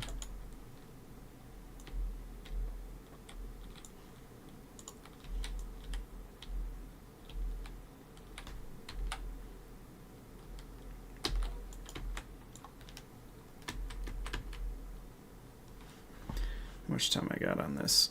13 seconds. Goodness gracious.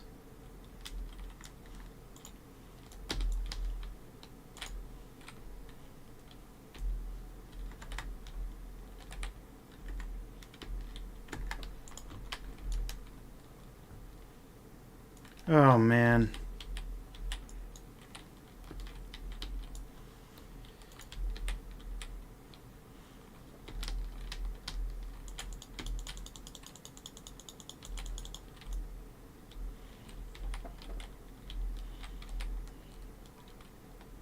We got one resisting. Oh my gosh.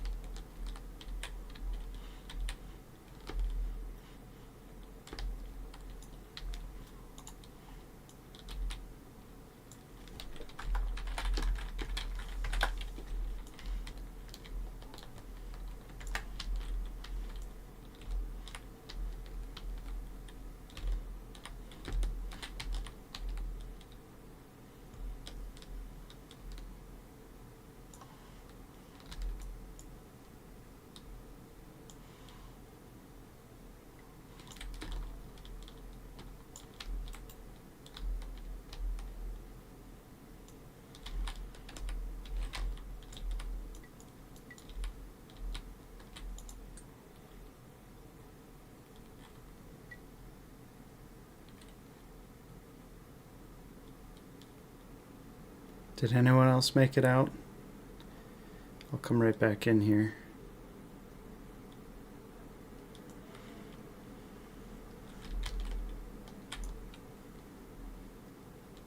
Yeah. I'm not sure if there was confusion about which way was the exit.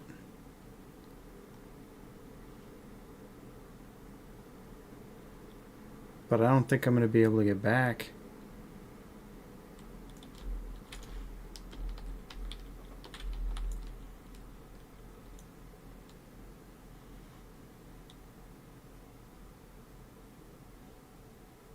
Oof. Yeah.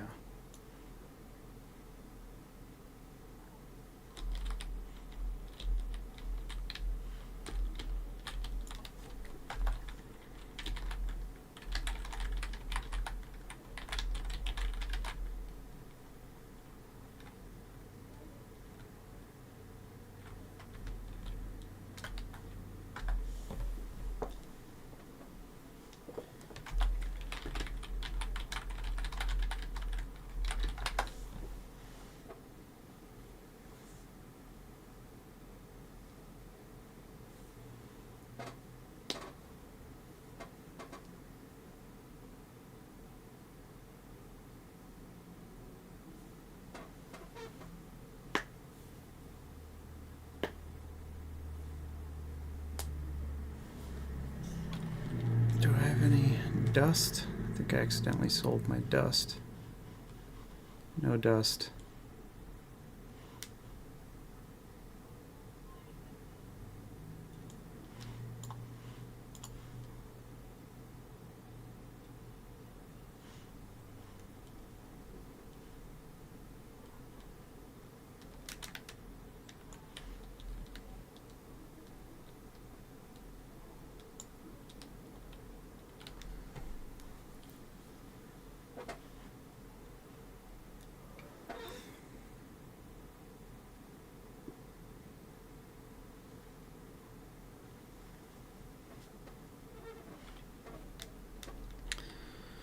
The Eye of Abax abandoned us.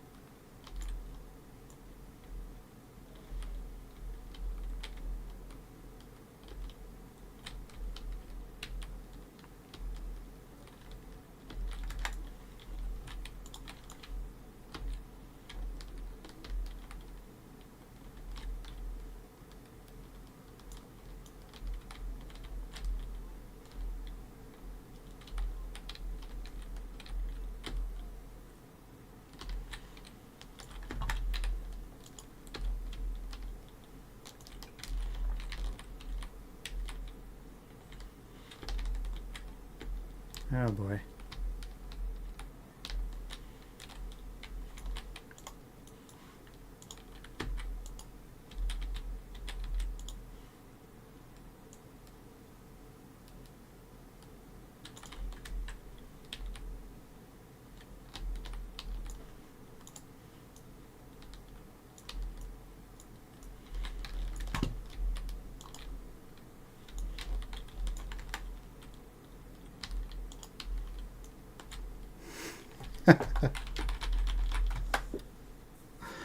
That did not work.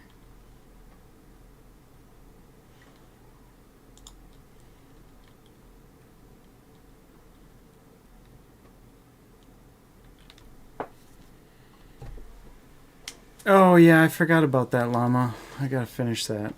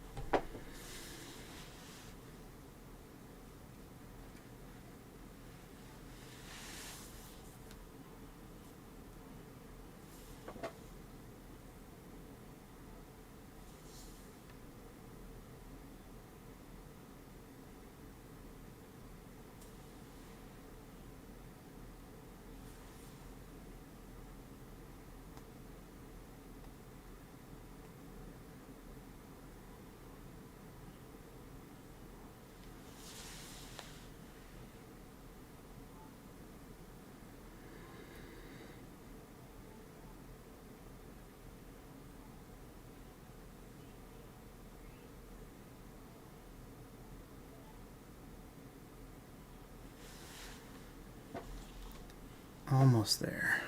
3%. What's your guys' best bag run story?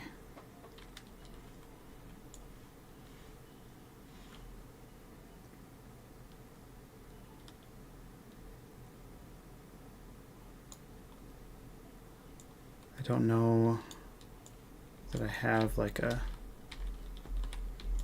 epic bag run story myself.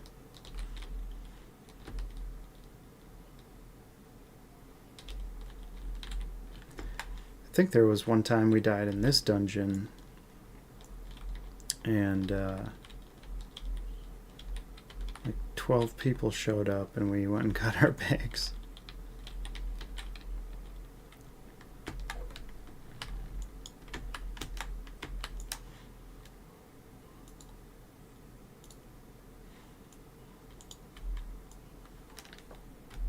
That's right, I don't have my bag.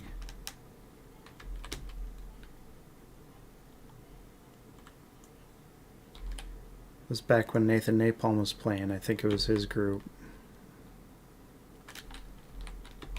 We had a mini raid going in this dungeon.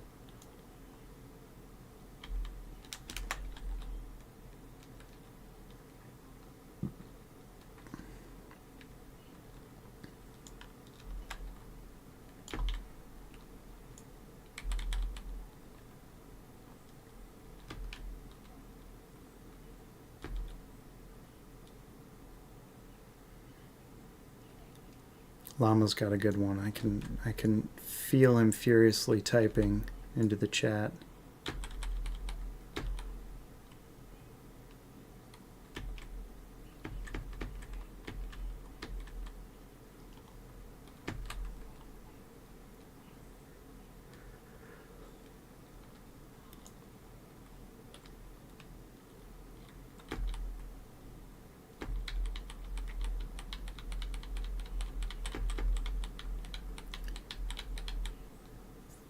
FD1 Alchemist wipe. I died in Forgotten Depths, and Genra was drunk while helping us get them back. Long story short, we all died. That's hilarious.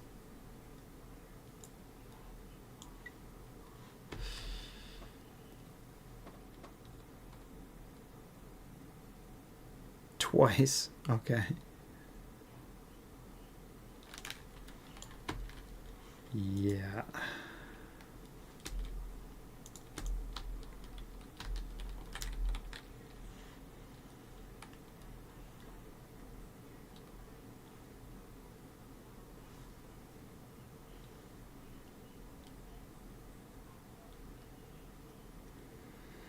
He moved and then he fell upon hard times. I think he had to get a job, and then he's now starting to stream again, but he can only stream once a week, I think. And I think he's streaming Pantheon. But yeah, he's still rocking and rolling. Still got stuff he's doing.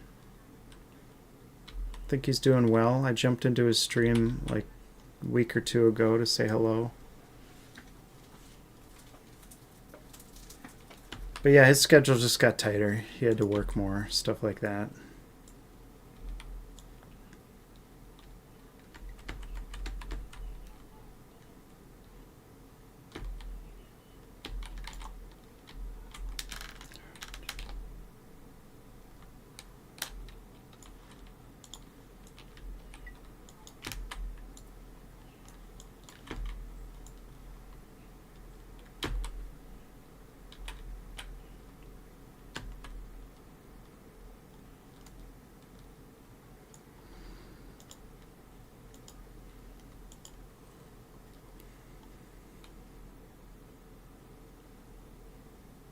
Oh, that'd be great.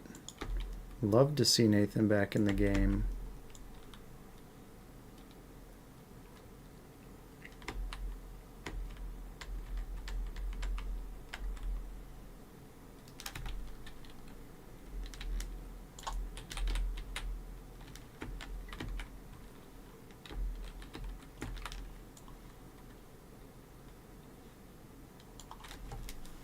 That would be phenomenal.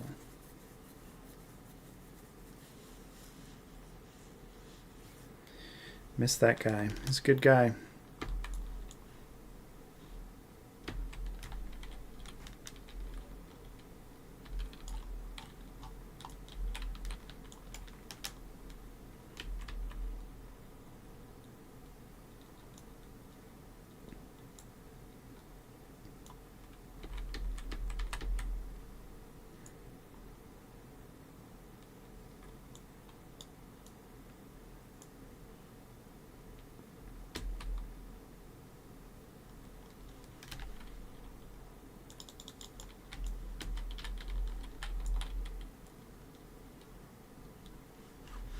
Oof, I got some damaged equipment.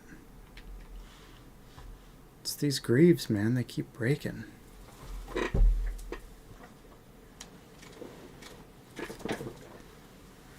suppose they're only level 10. And then dying takes a bit of a hit there.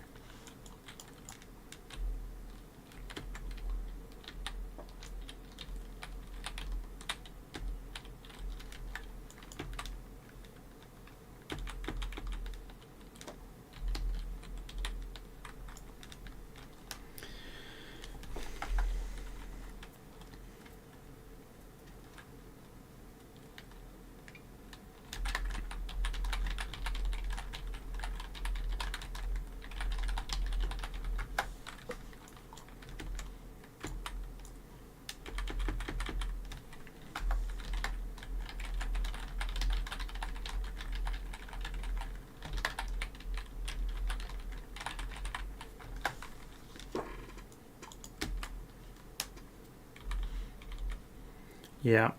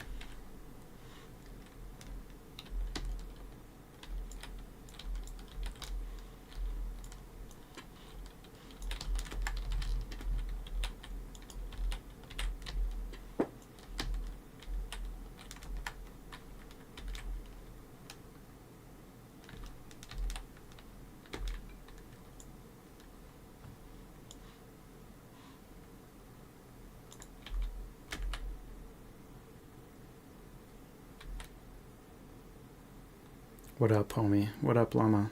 Tell me.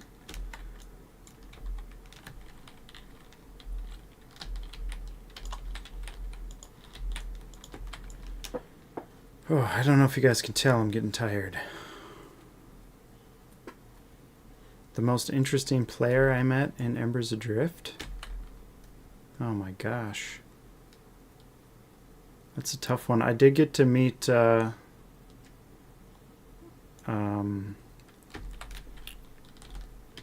Lazy Peon. I got to meet Lazy Peon. That was pretty cool.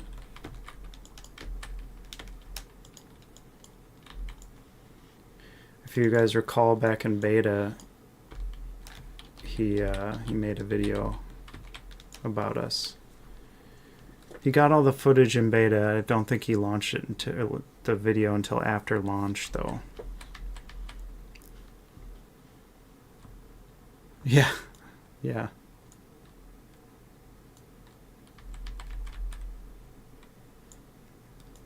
I mean, you're a pretty interesting guy, Llama. I would say you're one of the tops.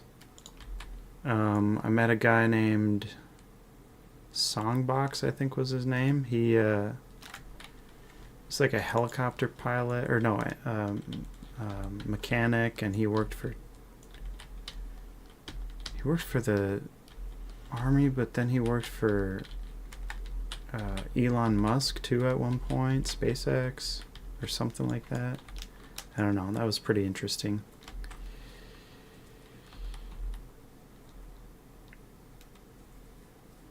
Sparrow, I don't know, like the whole Nathan Napalm crew, like Sparrow and all those guys, the After Dark crew, they're pretty cool.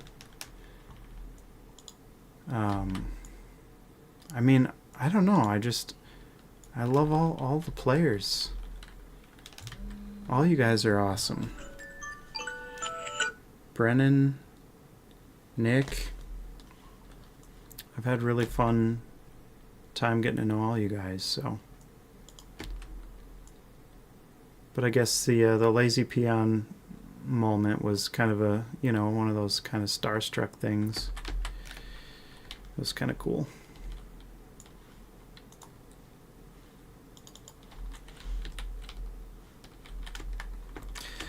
I've chatted with Josh Strife Hayes, but I don't think he's actually jumped in yet.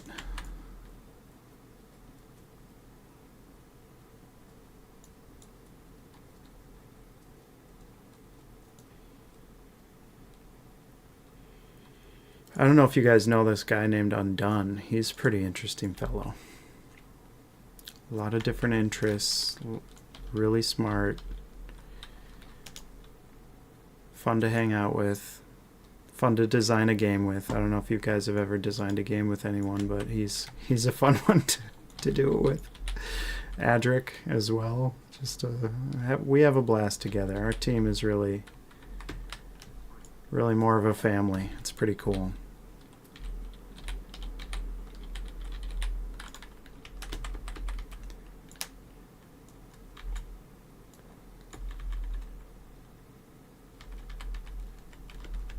Undone? Who's that? Yeah. Dr. Robert.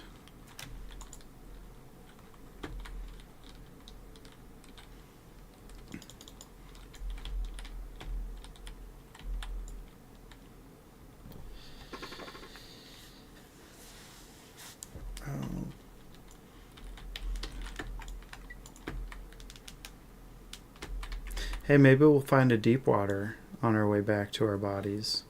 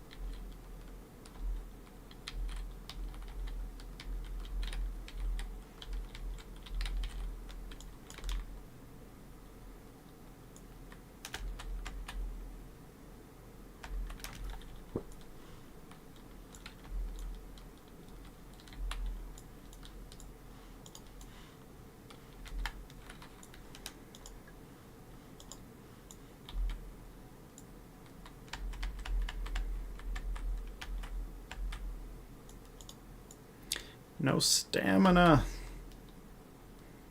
Come on.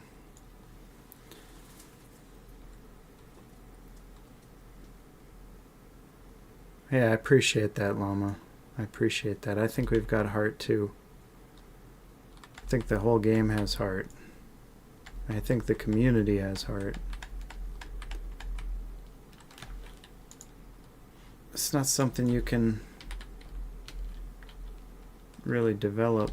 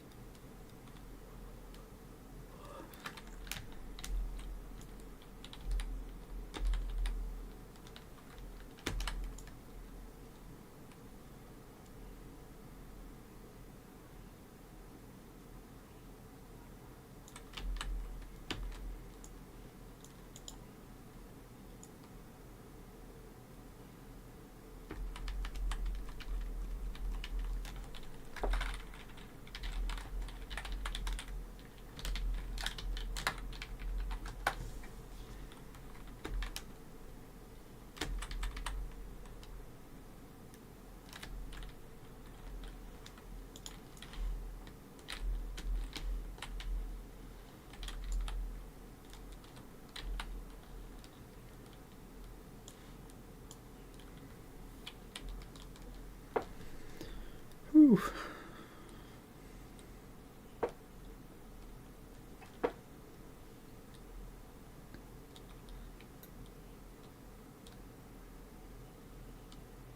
Oh, I appreciate that, Llama.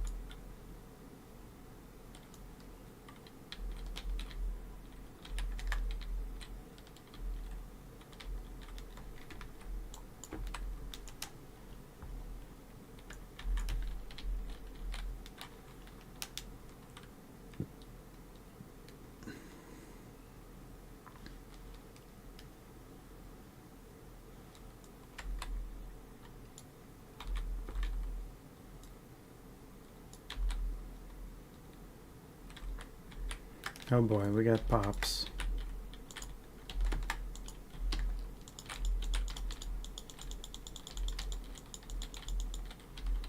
Why can I not?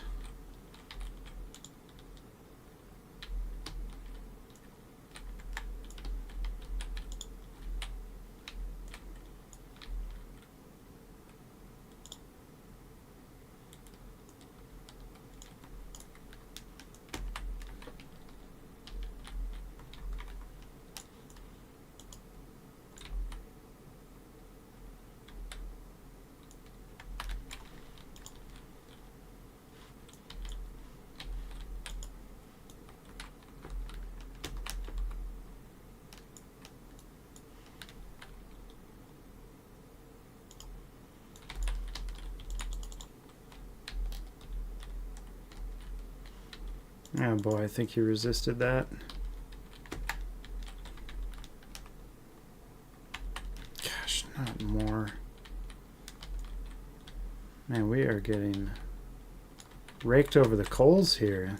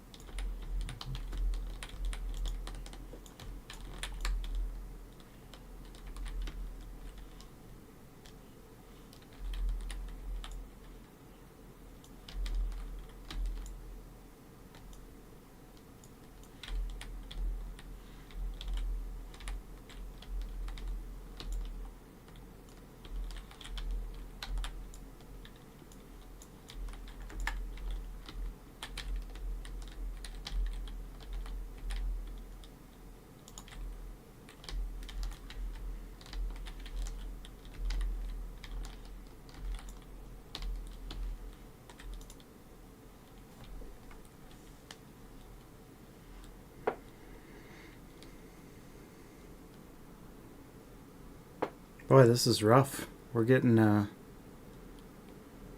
we're getting run over pretty good here.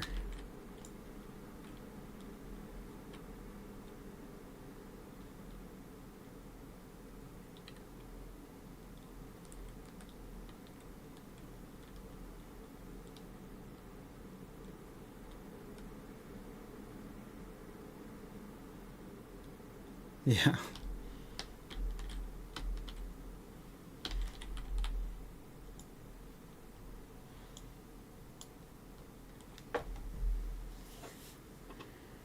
Yeah, it would be good. It'll be good. Navarre's gonna hop over to Tober probably.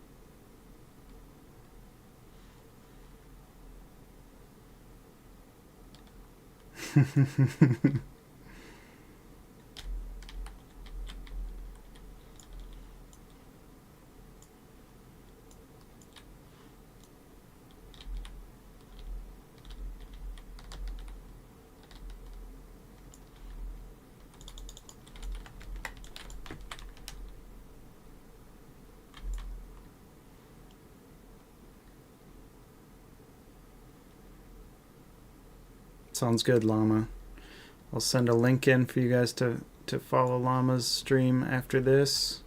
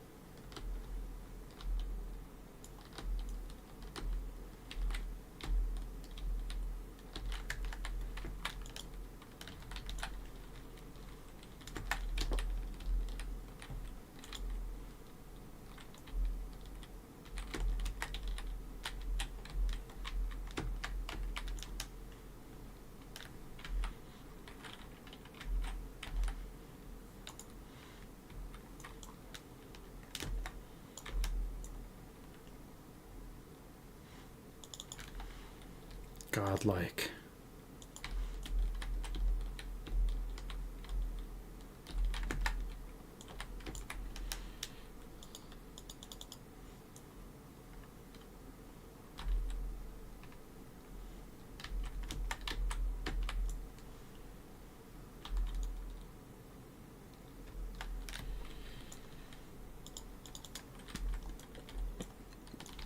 Yeah, these big runs are tough when it's late. Feel like you're gonna fall out of your chair.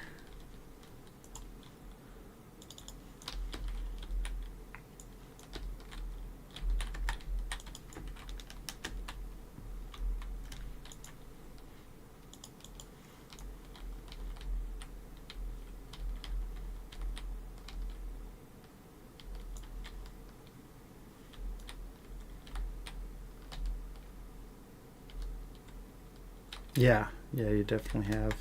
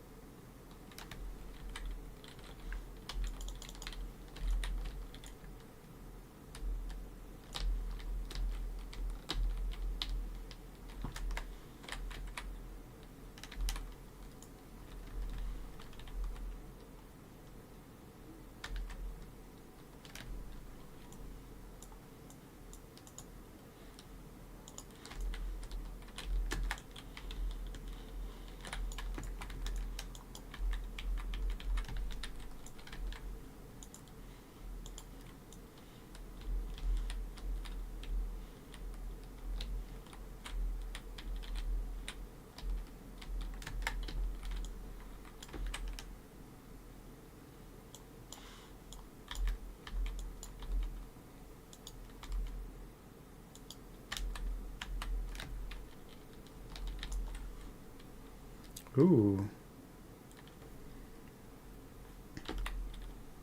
Oh, that's what I'm using.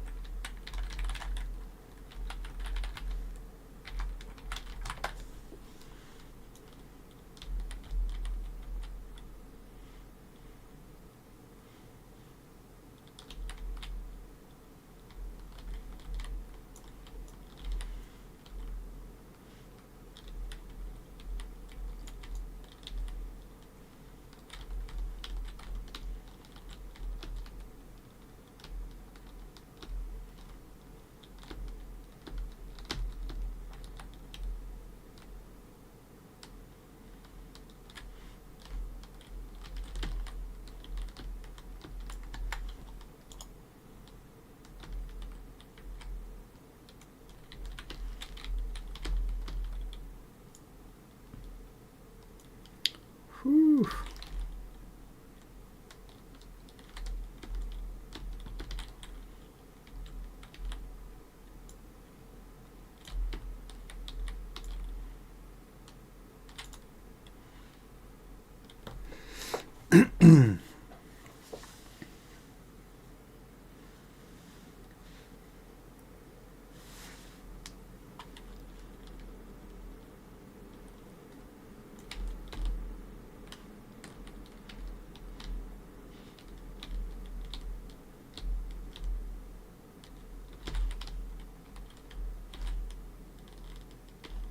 Oh, we're way over here now.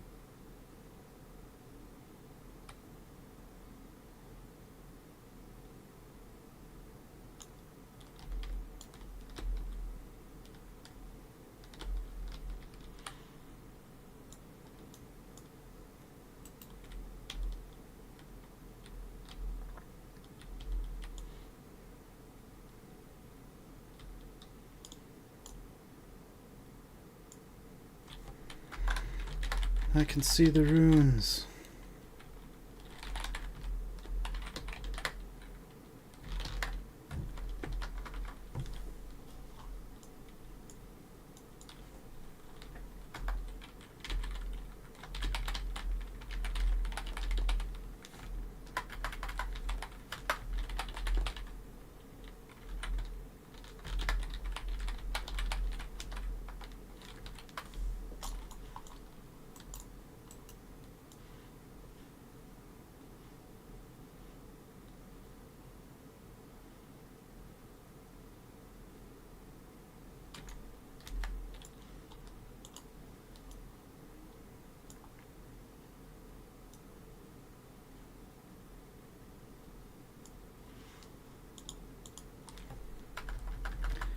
We're almost there, drifters.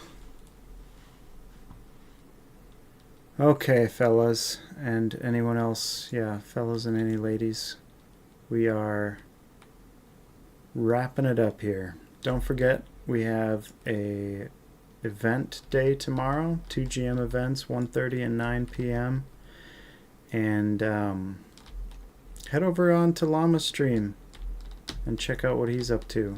He's pretty knowledgeable, super fun to watch, fun to hang out with. I will link his Twitch in the chat, and you can swing on over there. Oh, sweet, I forgot about those VFX.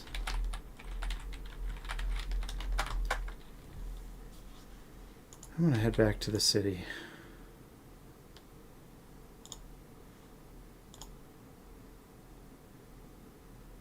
Got some stuff to do. All right, guys, take it easy. Have a good night. Thanks for the stream. Thanks for the lore chats. It was really good. Later.